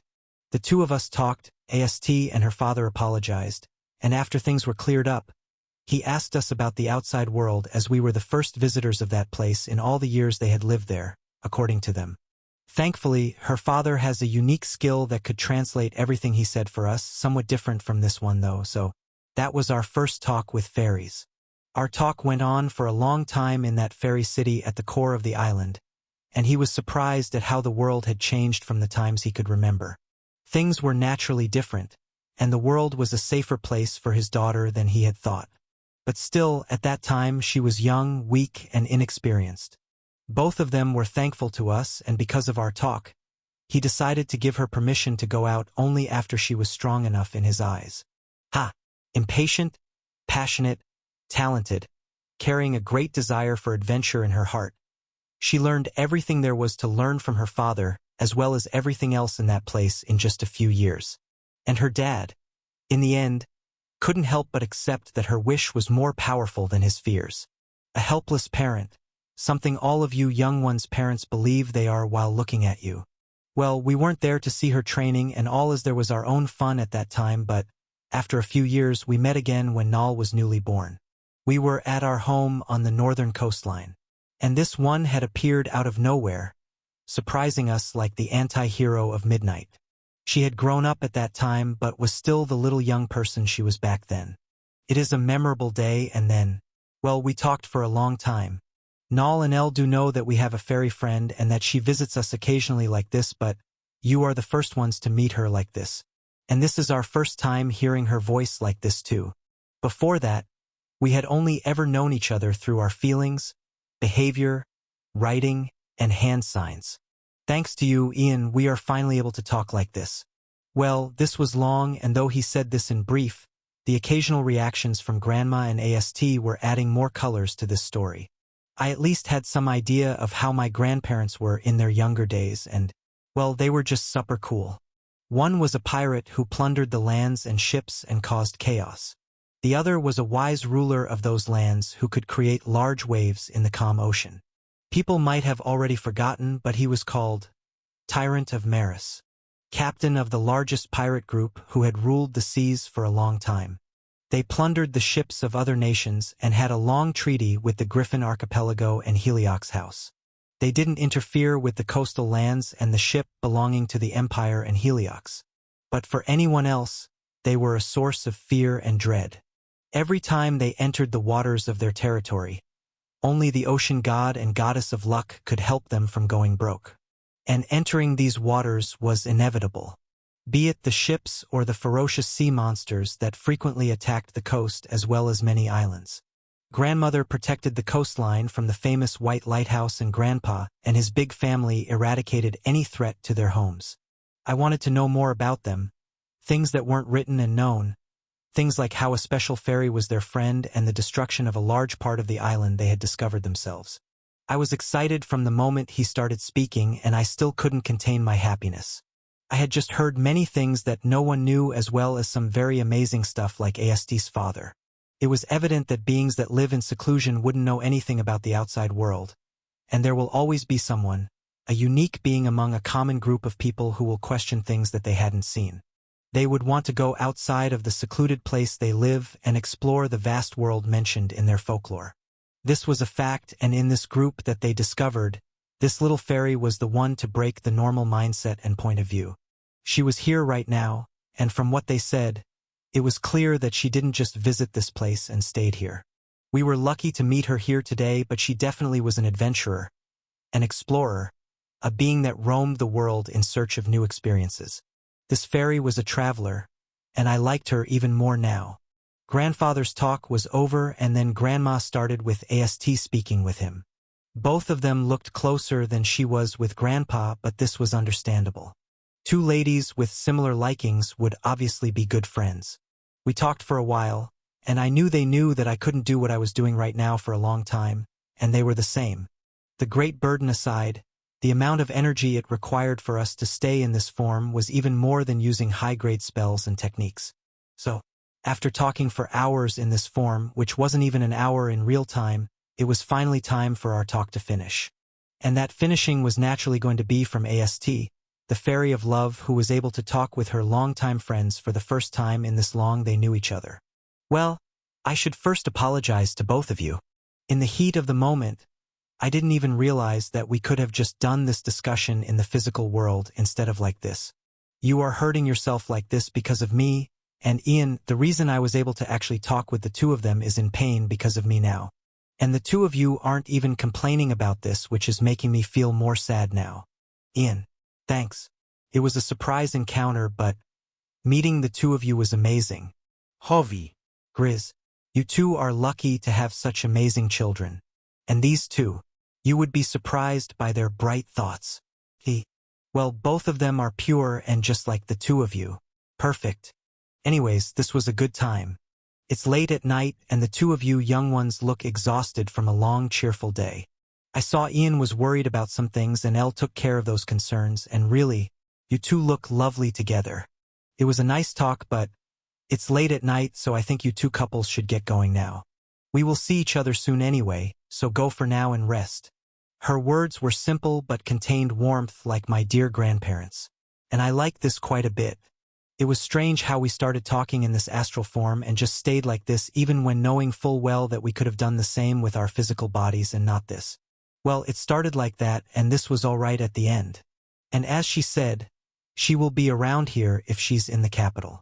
So I could talk with her about the fairy dust some other time. It wasn't that late at night and we can just stay up all night talking if we wanted anyway. There was that person in black cloth I was worried about for a while, as well as those black mage bastards, but, well, I don't have to worry about that stuff now. With great powers comes great responsibilities, or something was a famous saying back in my previous world, but what is this responsibility we are talking about? To save people. To defeat bad people like some friendly neighborhood hero. Stopping secret invasions. There definitely are people like that dark-clothed dude in this world, so I can leave the small things like these black mages to them. Maybe, in the end, he could be the hero of this world doing what he has to do. So, I can just focus on what I want to do, right? I can do the stuff I wanted when I get back to my family. Play with my siblings. Read about the events of the recent past. Hear their stories and just happily stay like this. There will definitely be times when I will be needed, and times when the so-called heroes would miss some of the very important people that could cause trouble, as well as the times Rain and I will have to do things that the headmaster asks of us. There will be times like those when they will need someone who can fire many arrows, cast some special spells, understand many unknown languages and runes, and times when they will need people like us. There will be plenty of action during our adventures too, like the future dungeon raid Rain and I were preparing for. But that was after my birthday and I won't be doing much interesting stuff for the week. Just the normal personal training, setting up my room, preparing some small things, and sorting out things in my white crack that I will give Mom for auction in the future. We will visit Mom's auction house on my birthday or maybe after the dungeon raid, but that has to wait because of the new renovations going on there. I will be going to Rain's house for a few days and exploring that place with Zoe, Anna, and her, so I know it will be fun. I wanted to see those large coffee fields too, and I knew that would be fun. So, aside from that, I know there will be nothing much to these 2 weeks. And I know my dear family will do everything in their power to keep me there until my birthday. I still remember those surprise birthday parties from when I was young, and I had no doubt my smart parents already knew that if I was here, I would know of the secret party they would be planning. And that secret won't be secret if I was anywhere near the house. Not that I can't know. I had Seals' clones here even if we were in the Southern Territory. Well, I don't have to worry about that anyways. We will do something about that, but before that I have to return to my body first. This talk has strangely gone on for hours in this place, even though only some time had passed over there. I only thought I would show her this place and see if there were actually spirits and fae like Anna said over here, but I neither thought that I would see a spirit cluster around this fountain that was still strange, nor did I think I would get to meet a fairy. And a fairy that was a long-time friend of my grandparents, no less. It was a fun time. This little fairy was cute. Rain was hotter in this form. My dear grandparents looked spectacular in this form too, and my grandpa knew about Rana now. Well, I have never used her, but I knew just how special and powerful she actually is. It's instinctual, and I knew everything there is to know about her, and she knows everything about me. Well, unlike Asta, she couldn't speak right now, but I know when I will be able to use her and materialize her, she will speak more than even Seals. For now, only I, Lucy, Seals, and Zoe fully knew about her. And though radiant, she was like a childish adult, unlike the other children I had with me. Anyway, right now, AST's goodbye was done, and everyone also said goodbye and good night. Grandpa and Grandma. Both of them were really lovely, and they only said good luck to both of us before going back in with a warm and mischievous voice. That was just like the two of them. Looking forward to seeing the two of us going forward, in and out. Anyways, after saying my dearest goodbye to AST, We returned to the garden, to the very place where I was laying on this special bench in her lap. Cool winds of midnight, this blue moonlight, this twinkle of stars, her pink eyes filled with warmth, and our two calmly beating hearts in perfect sync. Thanks, Ian. I know you will say I would have seen this place, this realm, on my own, but I saw it for the first time with you, while holding your hand. It was you who showed me that place, and because of you, we were able to talk with that cute little fairy. You are amazing as you are, so don't think about those vigilante shit people do, those anti-hero factions that cause chaos, or those shitty things that cause crimson maroon bloodshed. We will inevitably have to deal with that stuff one day or another. But living a normal life with this awesome family and a hot girl like me isn't such a bad idea, no. In the end, your goal is to protect your family, and my goal. Can I make us my goal? She was looking into my eyes, her eyes asking that very same question with sincerity. She meant that, and she actually never had a goal before this day. At least not something she wanted to chase after for her entire life. That's what the actual goal meant in the end. And it's up to you what you want to set as your true goal for this life. Rain. If you want that, why not? I would feel blessed to have someone like you too, who wouldn't actually. Just that. I doubt most people aside from me will have grave difficulty handling a wild, red, pink, gold, and adorable one like you. Well, you are part of the family I want to protect anyway. I know you know how absurdly difficult this will be, mostly because of me too, but in the end, if it's what you truly want, who am I to stop you? It meant many things when she said she wanted us as her goal. It was crazy, actually. We had only ever been together for some hours, and she wanted this small us to be the same forever.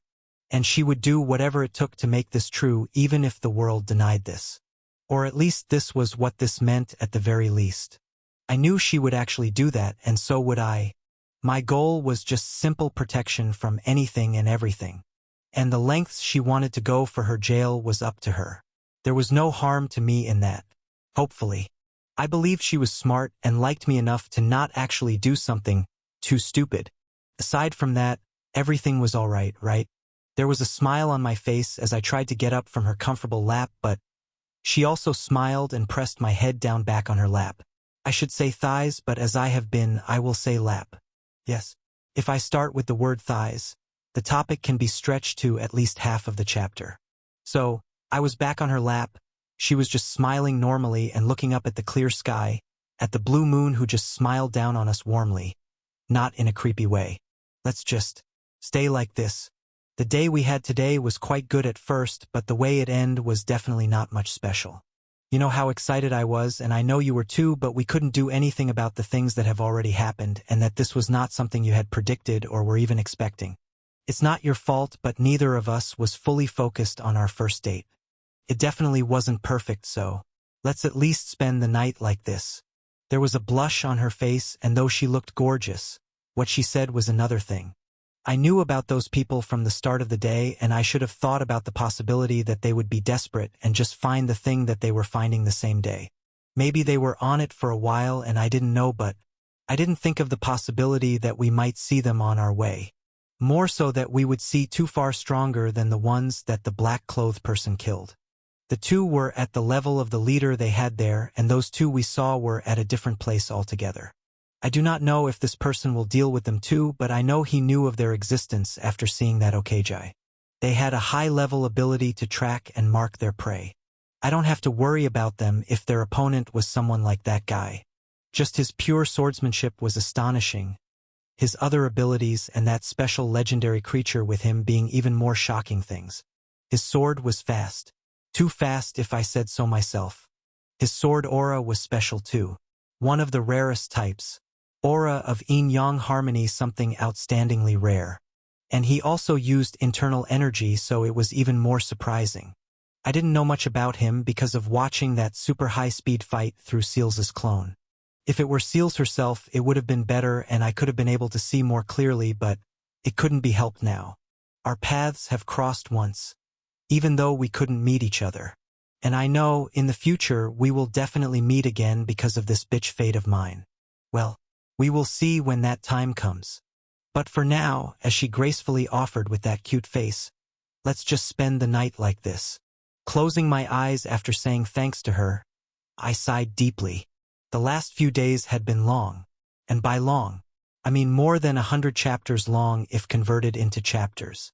The next few days will be just plain, so I don't think I will have this many long days now.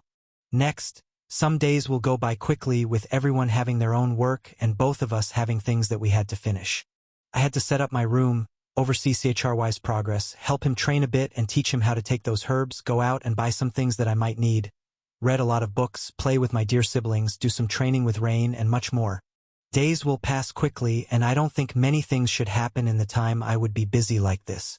Today was also quite unique, from how I just came here and am sleeping on her lap like this.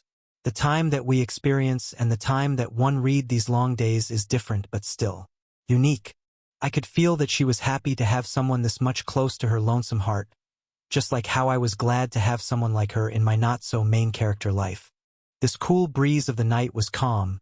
I felt warm in this place, under these celestial objects, among these glowing flowers, on this comfortable bench, on this comfortable lap, with this special person, in this complicated life. But I can breathe freely now, because I feel free. A week passed and I didn't think there would be anything much happening in these fast-paced days, but right now, even though I had expected something like this to happen someday, I didn't think it would be this cute.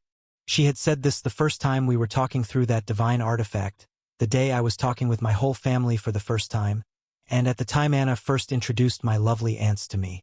But still, at that time, until this day, I hadn't thought it would be this unique. Like, this is my first actual tea party with Anna, Zoe, Mom, and my aunts, but we were sitting in Anna's room on small chairs, with a round pink table before us with some teapots and cups and a lot of cake, and we all were wearing a tiara. Well, after such a quick passing week, this is probably all right.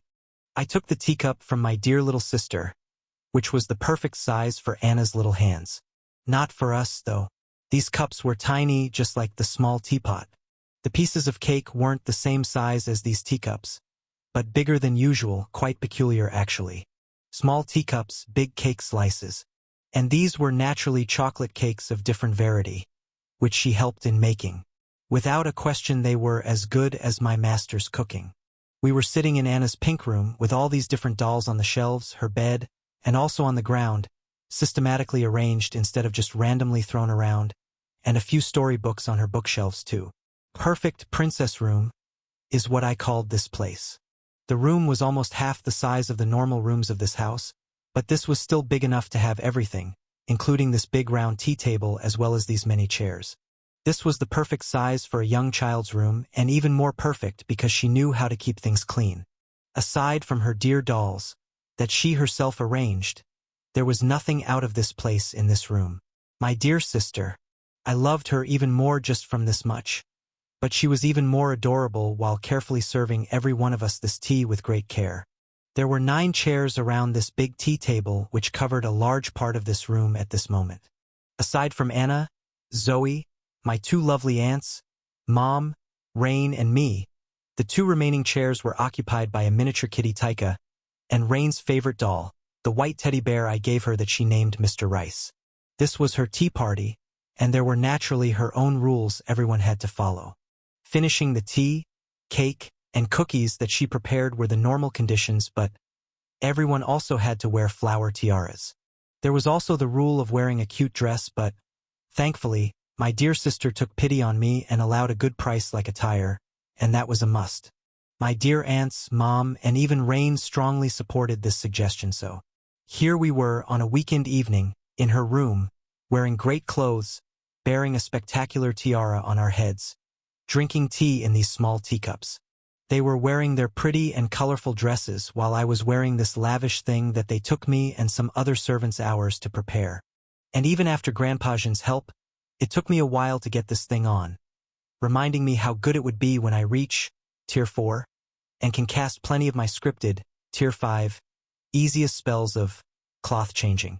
Well, anyway, even though I knew how to wear most of these complicated clothes by myself with Seals's clone's help, I couldn't use them for this one. This was my first time with these kinds of high-class noble attire according to them, so I had to at least rely on others this time. The servants knew their work, and with Grandpa Jean there, We had nothing to worry about over here and were able to finish in a few hours. But even after that, these ladies, who looked divine right now, took far more than me to get ready just for this normal afternoon tea. Every one of them was wearing a pretty dress, almost as if they were ready for some high society party. Mom was wearing a fine red dress with blue jewels connected to a golden plain chain covering its surface, which was lavish beyond measure, as every single of those jewels was worth hundreds of gold. She was also wearing a special small necklace that looked super attractive, and the colorful small jewels on it were quite something. They were all quite rare jewels, hard to get but too valuable, and they were also finely crafted, too. She was looking extravagant considering this was just a tea party. But, well, she looked dignified, and as she didn't attend many parties or things like that, she naturally wouldn't miss this chance to wear something so pretty. She was cheerfully drinking the tea from her small cup while holding the teacup in a systematic manner with her first two fingers and thumb holding the cup and the pinky finger straight out. She was elegant. But even more was my gorgeous first aunt. She was wearing an orange dress, adored with beautiful shining green embroidery and smaller jewels, and this appearance complemented her dark red hair and lovely green eyes pretty spectacularly. She looked like a jewel in a burning fire, and the way she handled the tea in that small teapot was exceptional. Even though the pot was just enough size to be handled by Anna properly, the tea that my aunt was making was actually super refreshing. And thankfully for us, even though the pot looked small and was light, it can store a lot of tea for our long chat. My lovely second aunt had made these beautiful flower crowns that we were wearing, and all of them were masterfully crafted. They looked beautiful, and the flowers were also fresh, so I cast a preservation spell on them so they would stay like this for a long time now. And just like these flowers, she looked just like a flower. Or a flower garden. Well, she was wearing a light green dress decorated with fresh and preserved flowers that looked more like artificial ones, but were perfectly natural, and the fragrance they gave was also fresh. Anna was wearing a pink dress, and she looked so adorable. I had to hold myself back from just thoroughly describing this marvelous angel. I had to hold myself back because the way she was dressed was so cute, adorable, exceptional, outstanding, eye-catching, mind-blowing, cute, cute, cute, that I couldn't help but just smile warmly. Her bright pink dress was covered with white ribbons, those two light pink ribbons tying her head in two ponytails, her little sky blue sandals, those tiny white gloves she wore, those heart-shaped jewels on her skirt, and the way she served everyone this marvelous tea. She was amazing, adorable, and cute, and though not as much as her, the kittens sitting just beside her also looked adorable. Taika and Tully had safely returned home the next morning rain, and I had met AST in that realm. These two were just as happy to see the two of us sleeping in the garden as we were to see them in the early morning. And though I had woken up because of Seals's loud, cheerful voices in my head, the way this big tiger cheerfully jumped on us had caused quite the commotion. The loud voices were enough to wake everyone up, and even Rain, whose lap I was sleeping on, was surprised by this wonderful big cat's behavior. The wooden bench we were sitting on had fallen back, and we were on the ground just after we woke up, and, well, that was quite something. But right now, that same big kitten had turned small, drinking fresh milk while wearing a pink skirt and a flower princess crown on her head. And that special tiara that this ferocious purple rank creature was wearing had pink heart-like flowers on it, making this kitten look so lovely that my dear mom, who sat just beside her, couldn't help but gently caress her body to express her boundless love. Zoe sat beside me in just the same spectacular bright orange dress, as her hair, which seemed like the fire itself, adored with golden embroidery which was actually done with pure gold threads, was covered with the red flame diamonds. Mom specially brought these jewels that were hard to get in this whole empire, just for this marvelous daughter of hers. Mom loved Zoe as much as Anna and me, not just because she was the daughter of the person that I called Grandma and Master, but also because she was a lovely kid one can't help but adore. Zoe was just that charming. And aside from the fact that she has a great affinity with fire, there was nothing much special about her. At least no one can sense anything more than that from her. And actually, she was so normal to the ordinary senses that she seemed just like Anna, a normal young child, which was the best thing for the people in this house. She was just like Anna to them ever since she had arrived here. They adored her, and as cheerful and lovely as she was, no one could help but cherish her. She wasn't a battle maniac like the usual children of this house, and she didn't have any interest in the weapon or magic like us. Or was she much interested in books and studying that she would forget the world? Well, she was so talented that if she wanted, she can cast any spell she wanted or perform any complex fighting technique just after seeing it once. But this sister of mine loved spending time with other people in this house. She loved watching people do their work, talking with them if she was interested in their small work, and helping them whenever she can. She helped all the people in this house, anyone who just needed even a slight bit of help.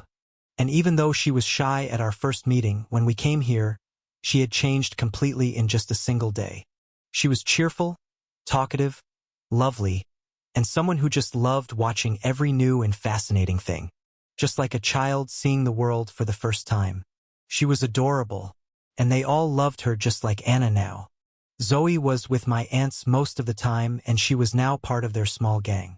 I did spend a lot of time with them, but I had many things that I had to do, and because of it, Zoe was with them far longer than me. And they were overjoyed to have not only me but also her now. Zoe and Anna were naturally best friends now, and also almost inseparable. They were so close now that I sometimes thought they were even closer to each other than they were to me. And even though it hurts to know that, well, I was happy.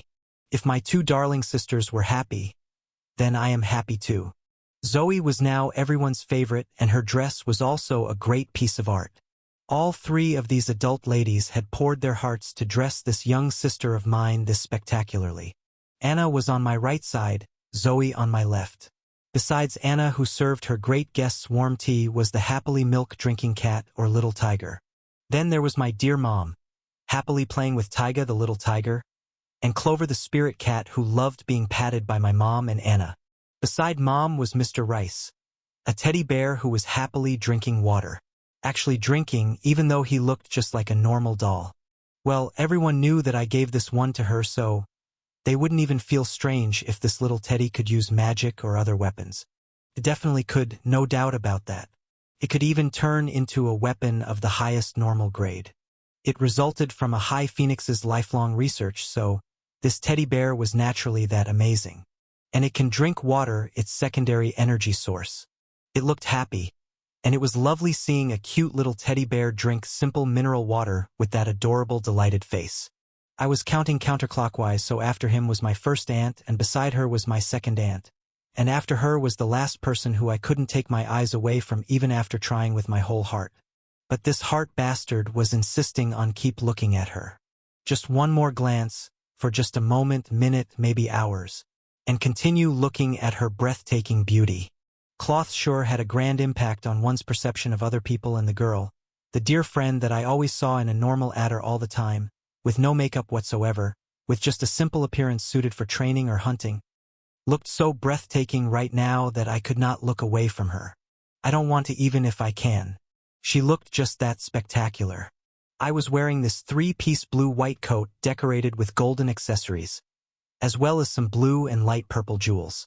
My pants were pure white, just like the inner coat with golden lining and jeweled buttons. There was a darker blue tie-like thing with a diamond-shaped blue gem, which went well with this entire outfit. The outer coat was long and was just resting on my shoulders, tied like some cape. The end of this tailcoat was the same dark blue as the tie I was wearing, and there was golden embroidery on it, looking even more extravagant than usual. The buttons of this outer coat were jewels embedded in a gold case, and there wasn't actually any need to button them.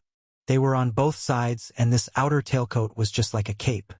The same buttons with sky blue jewels were on the collars of the outer coat, and the shoulder part of the coat was made with golden threads.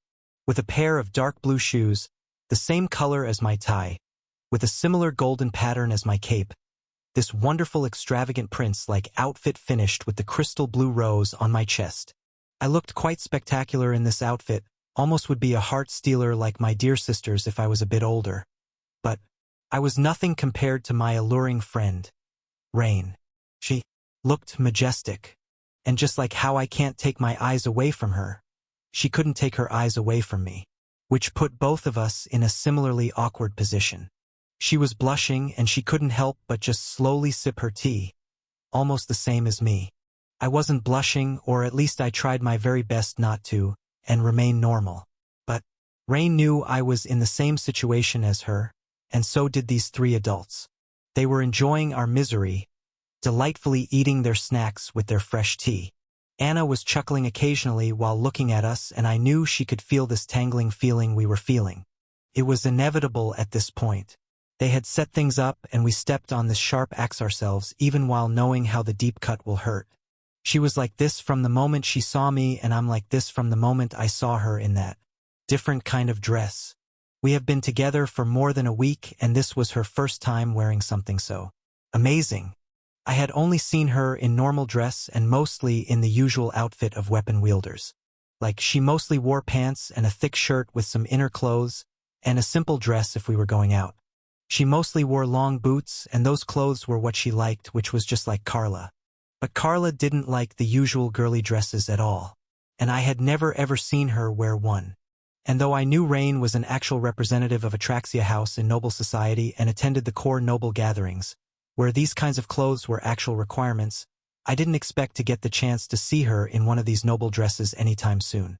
But, thanks to Anna's special tea party, and most definitely some scheming of these three adult ladies, I got to see her in this splendid outfit.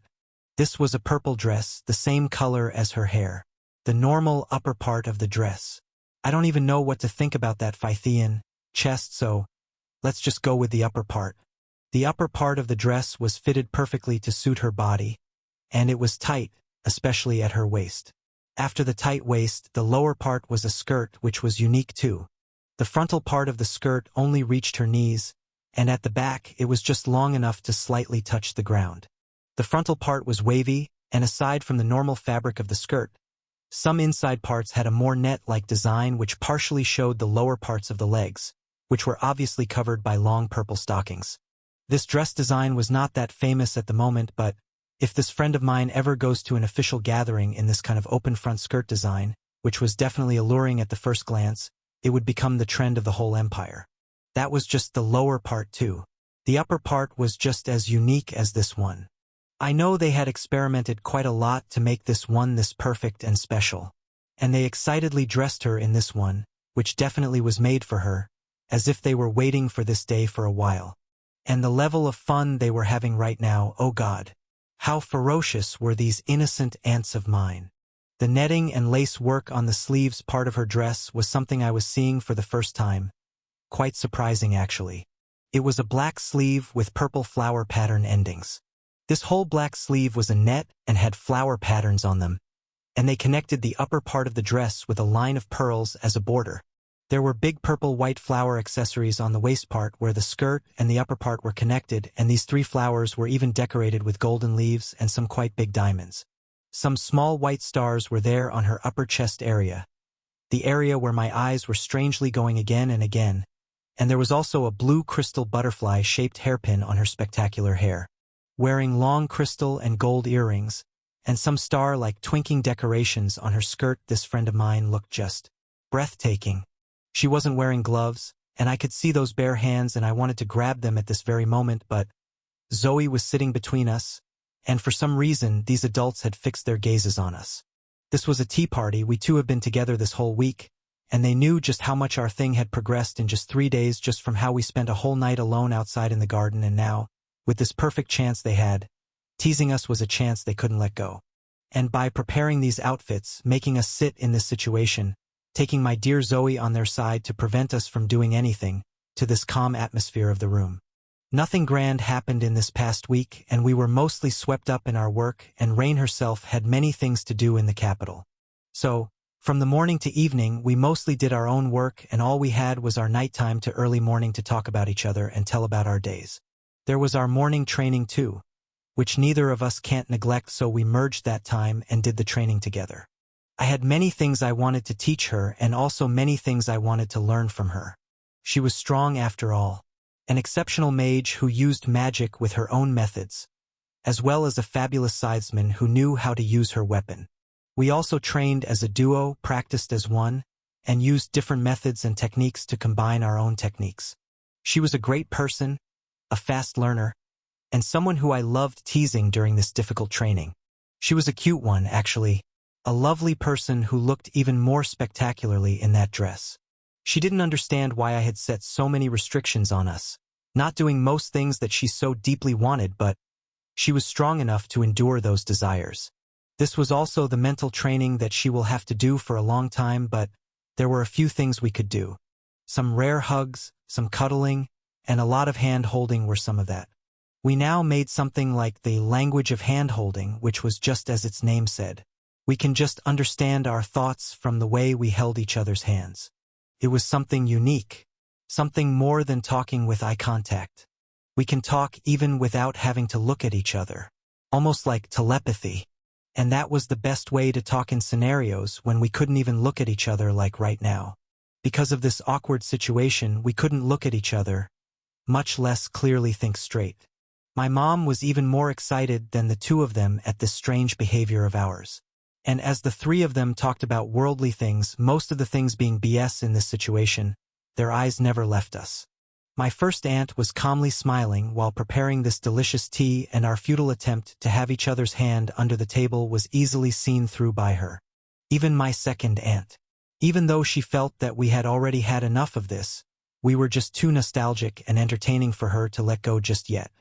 Zoe was doing her work properly, and even though I asked her, actually begged her to just let us do it for a while, she politely declined, saying she has made a secret deal with the three ladies. Unknown to all these schemes, even while knowing the distinct feels of each of us right now, my pure innocent Anna just poured tea, milk, and water to her dear guests. You are using her party, aunts. This isn't too much fun. Okay, at least, don't do this to us. I looked genuinely pitiful right now, and Rain could see that despite her own troubles, this was a trail for her from these ladies who all had loved in their own way, and they wanted to see what she will do in these kinds of situations. And naturally, because I understood this, just like they knew I would, I couldn't even do anything in this situation. I was in the middle, sacrificing myself for good and evil. Now, the executioner, my dear friend Rain, had all the power to decide what she wanted. They cared about me as much as their own children, and that was even more of the reason to do what they were doing. I knew this was just the first time, not that I would know when they will be satisfied with this bride test of theirs. It was just their fun, and it was with her. I shouldn't have anything to do with this in normal situations. But here, I also wanted to see what she would do even if I had to endure these stupid things. It was actually hilarious if one thought about it. They helped her dress up this well, prepared these amazing things, prepared my own clothes, and set this tea party. It actually should have been a time to have some fun, talk about things we usually don't, and enjoy our time. But because this situation was this perfectly set up, who would think the two young people who liked each other couldn't even simply hold hands, much less talk lovely things? Our spectacular appearance made things worse, so, in the end, all I could do now was wait until Rain somehow grasped the situation and, well, that would be enough. If this girl, who was also oblivious to their schemes, could just clear up her head a bit and think about it. I already knew what kind of decision she would make. I even knew what her first words would be in that kind of situation. But this dead-shot gaze of theirs, just like the folk of ferocious hunter birds, watching over the couple praise they had left to grow with an evil smile. Well, I went too dramatic, but they sure were enjoying this. It was a fact that she looked fine, and things will be difficult in the future when we have to dress like this in official gatherings, if we couldn't get over this deep desire for skinship. Hand-holding should fit this line better. Well, anyway, tea is nice. The cake is delicious too. I continued my perfect acting, which wasn't coming out so perfectly in this situation and in this particular setting, before these experienced people. Some time passed since then, not much though, just a few minutes. An hour from the very start of this tea party and 10 minutes since I ate my first piece of cake. From the looks of things, Rain had thought things through and had now grasped the situation. She had been mostly looking down, avoiding eye contact and talking as less as she can, as if actually feared by them. But now, she was looking into all their eyes with a calm smile on her face. She definitely took longer, not that I would blame the girl who had been oblivious to this scheme in the first place. But after she saw the fake calmness on my face, sensed the desire, tension, anger, and reluctance, and deeply thought about everything from the start from her true Raynal point of view, which was that difficult-to-handle one, she came to the slow realization. She was enlightened at that moment, understanding that there existed family members like these who cared about someone so much they would even do something like this, though with pure intention and for fun at the end. She wasn't angry right now. This was actually funny when thinking about it. The three of them already knew this was funny, but they were also serious to see what she would do. She was smiling calmly at them right now, both with eyes and a smile. Three of them were also smiling at her, calm and happy but actually serious. I was free from the moment I knew that she had realized that, so I was just looking forward to hearing what she will say. Anna was chuckling. Taika was drinking her third bowl of milk even though Mom had taken her in her lap for a while to play a while ago. Clover was just sleeping there, knowing things were all right and nothing to worry about, and Mr. Rice didn't have anything to do in this complicated situation. So the four ladies were looking at each other, Rain asking with her calm eyes that now that she knew, if she could hold hands. And they just smiled blankly in reply, clearly meaning try it if you can. Zoe's work was only to prevent the hands from becoming one with each other under the table, so it was simple what she will do now. And as I had expected, the first words to come out of her mouth at the end of this complicated situation. Well, ladies, screw it. And without caring, she grabbed my hand on the table and interlocked our fingers, clearly claiming me for eternity. Well, these older ladies were pleased with the straightforward behavior of this girl who was supposedly older than them. She was clear about what she wanted, and if she wanted it, she would get it even if she had to walk over to the ferocious ladies like them. Well, if anything, she would walk over any dead body to have what she wanted. She was a dangerous one, after all, a dangerous one who had impressed the ladies and masterminds of this tea party. She was now talking with them, and I was breathing freely while holding her hand on the table. Rain was no bad girl, but they knew about her, who she was, what she was, as well as how complicated her life had been. She was a good girl, and they knew it, but there were still some things they wanted to know about. There were also some things they wanted to confirm by themselves. And there were some things they wanted to teach her, too. That was their thing, and I had nothing to do with it, but this tea party had been quite fun if we just take out that one thing. They were happy over the fact that they set up such an amazing thing, and were even planning to do something like this every once in a while. Well, they can do whatever they wanted, not that I would be at these special tea parties every time. I couldn't be here every time, even if I wanted to. And even though I wanted to just stay with these three beautiful ladies and my cute Anna as long as I can, we will be going to school after just 3 years. So Rain, Zoe, Carla, Alf, and I only had 3 years to play with our dear youngest one. Anna would be left alone, and we wouldn't be here all the time. Though we would definitely visit during our vacations, as during the time we were in the academy, we mostly had to stay there. And not only it was far away, students couldn't leave the island even on weekends. We were different, though. As council members, we had permission to go off the island whenever we wanted, but we couldn't come home at that time. So, we have 3 years with my darling sister. We were playing with Mr. Rice now that our tea was finished, and that little angel of mine had eaten 3 whole pieces of cake. And that was almost 1/4 of a big cake. A sweet tooth. It's cute. And there's nothing like Cavity's problem in this world, just some basic diseases, so she can have as much of it as she wanted. They especially used normal chocolates in everything Anna would be eating, so there was no need to worry at all. So, well, I had some time to play around with this little sister of mine who was playing with a happy teddy bear and a minimized, ferocious but adorable-looking tiger. Anna looked just so cute right now I couldn't help but want to hug her. And I didn't wait and just hugged her as she was just sitting beside me. And as I knew, she was surprised. Big brother. My prince big brother. What are you doing? The little girl was sitting just beside me.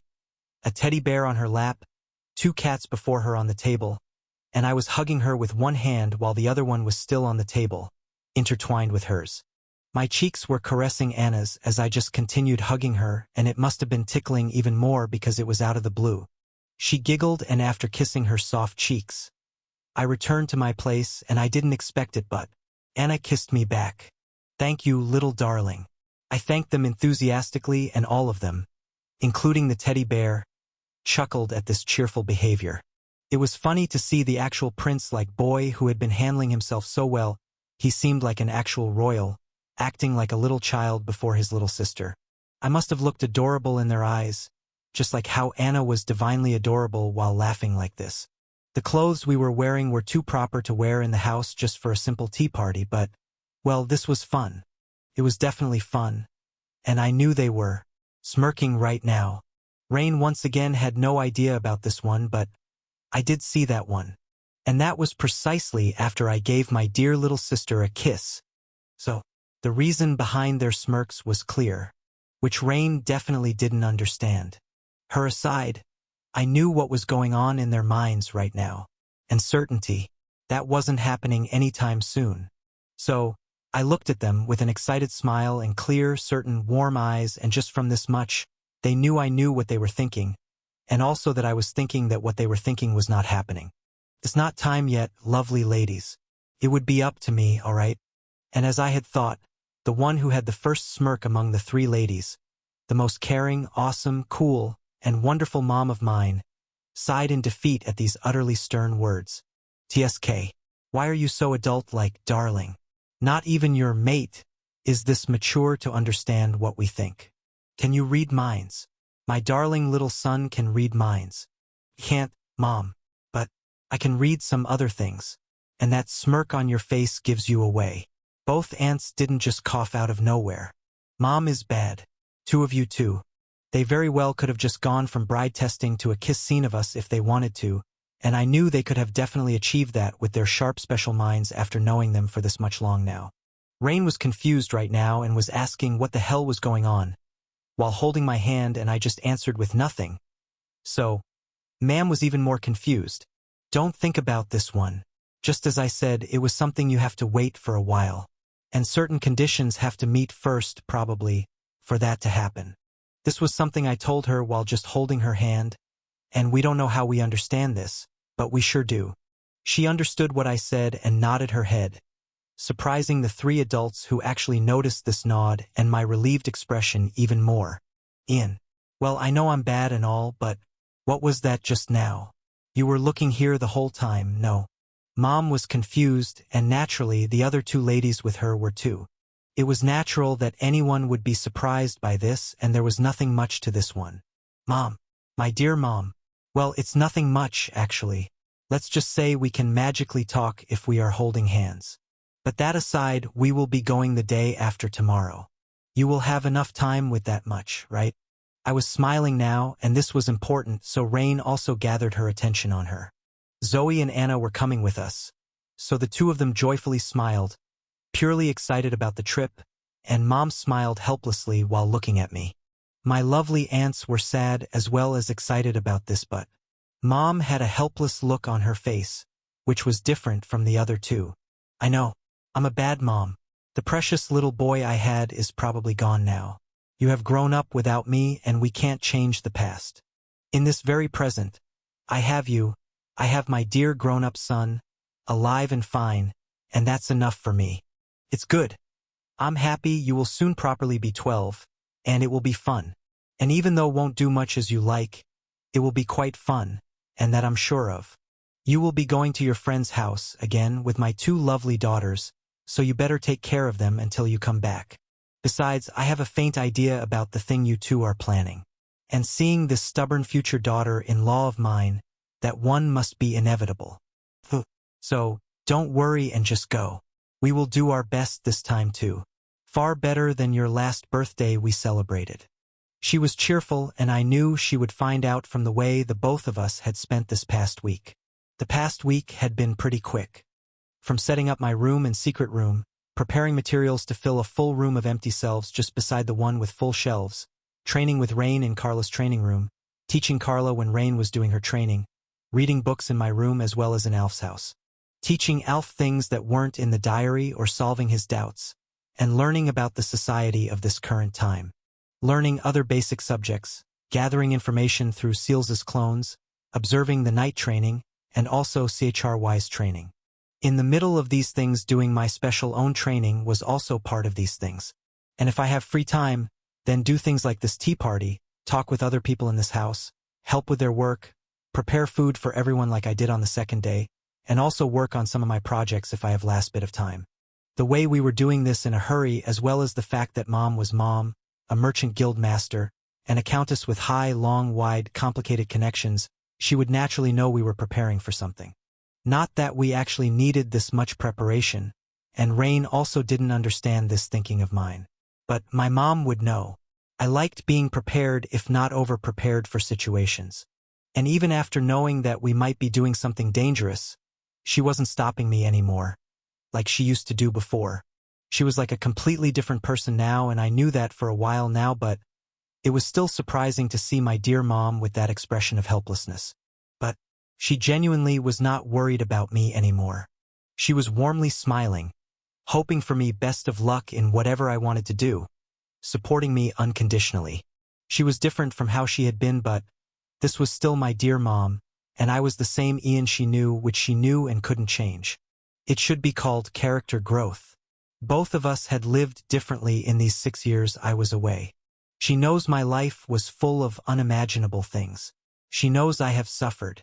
And she knows I am now fundamentally a grown-up person than the child she had taken care of. I also know that she has been with her parents in this place with the young Anna. She had taken care of that normal child, learned from others as well as from her mistakes, and improved a lot.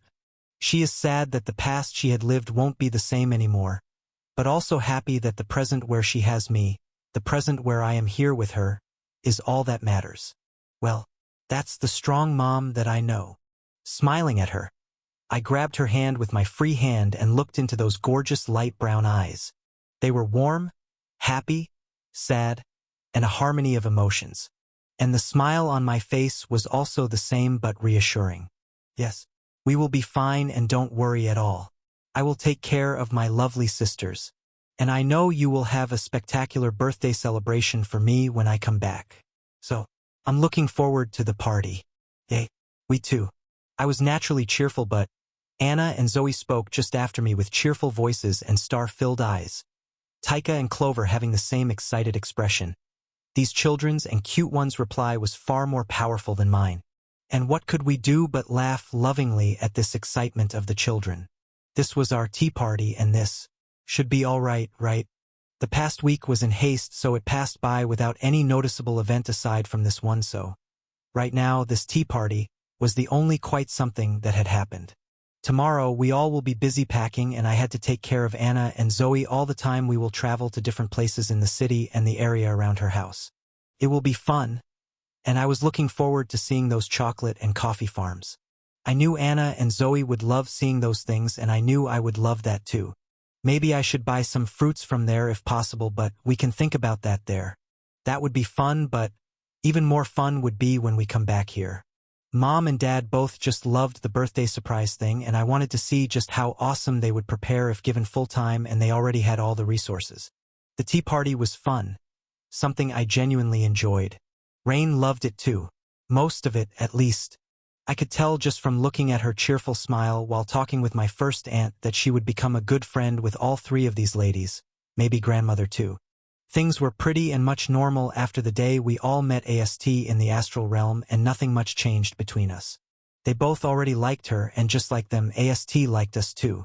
The love fairy was now our friend, and it would be pretty fun having a fairy friend like her.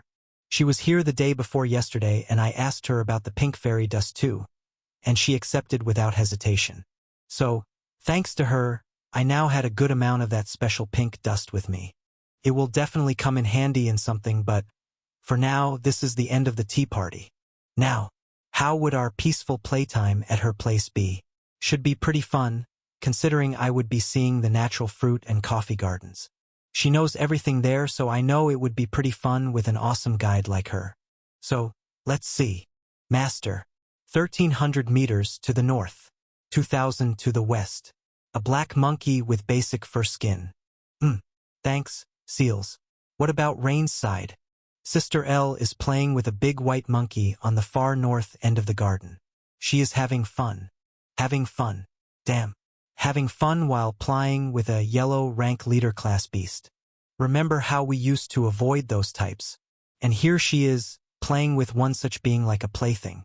Quite scary if I said so myself. You know I can hear you right, darling.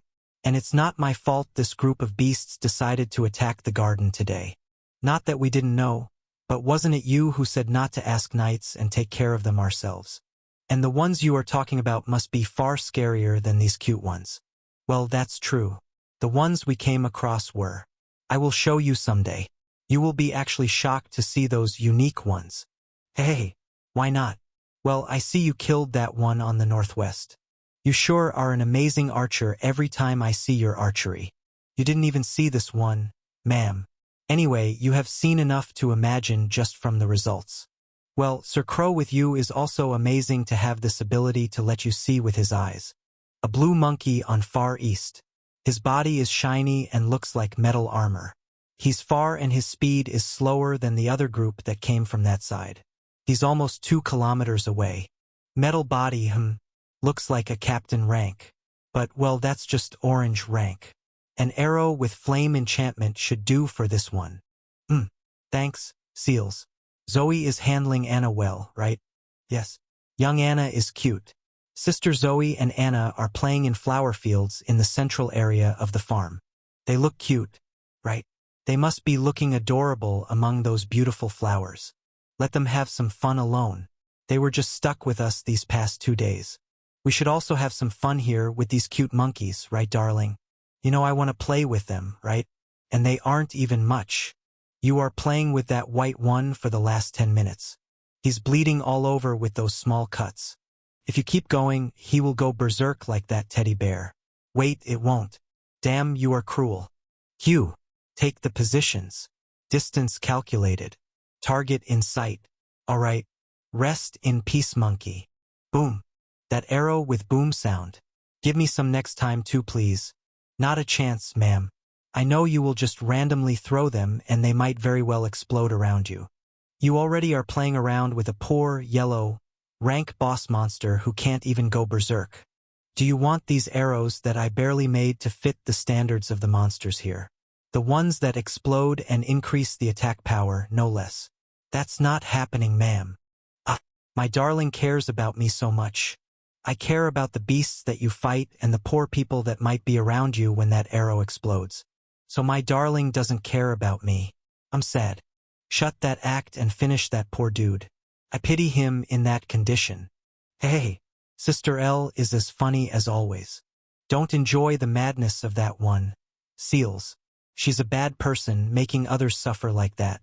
Just look at that big gorilla-like monkey. His pure white fur is now crimson red. Look at those eyes. Those big golden eyes, filled with courage, vitality, and charisma that are now defeated, helpless, and they just want to either die trying or he might just kill himself if that torture continues. I know he destroyed some of the almond fields, but that is no way to torture a beast that lead this 48, wait, now it's 50.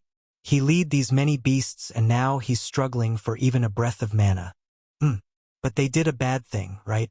They attacked this place first just to steal the fruits and other things. They might have killed some of the weak humans that grow these wonderful fruits and flowers, no. They were at fault, so are we doing wrong? Hugh, my little partner is now smart and has learned this much in this short time. I still remember our old days in that damned forest, and it's amazing to see my darling partner talk like that. Well, you are definitely right, Seals. They interrupted our time on this farm. They were the reason those gardens of flowers and some fruit storage were destroyed. And they are the reason we are here, on this tower, away from our adorable sisters. But they didn't kill the other humans yet, right? Neither they harmed any of us. Many of their gang didn't even reach the inner part because we snipped them. The leader Bastard Rain is fighting in different situations. I understand that much. But that much torture should be all right now, right? Seals is right, but Rain isn't wrong either. Well, watch more. Observe more. Don't miss any chance to learn something new. And don't stop learning. Ever. Remember these things and you will grow to understand these difficult beings named humans. Okay, Master. I will keep learning. Forever. Look at this master-servant duo. Teach my old crow some pretty things like Ian. Shut up, Rain. Finish this quickly. Looks like the blue one was the last one from this side. That one you're holding is the last one. Finish him or else I will. You dare lay a tip of those arrows on my prey. I will finish this one on my own.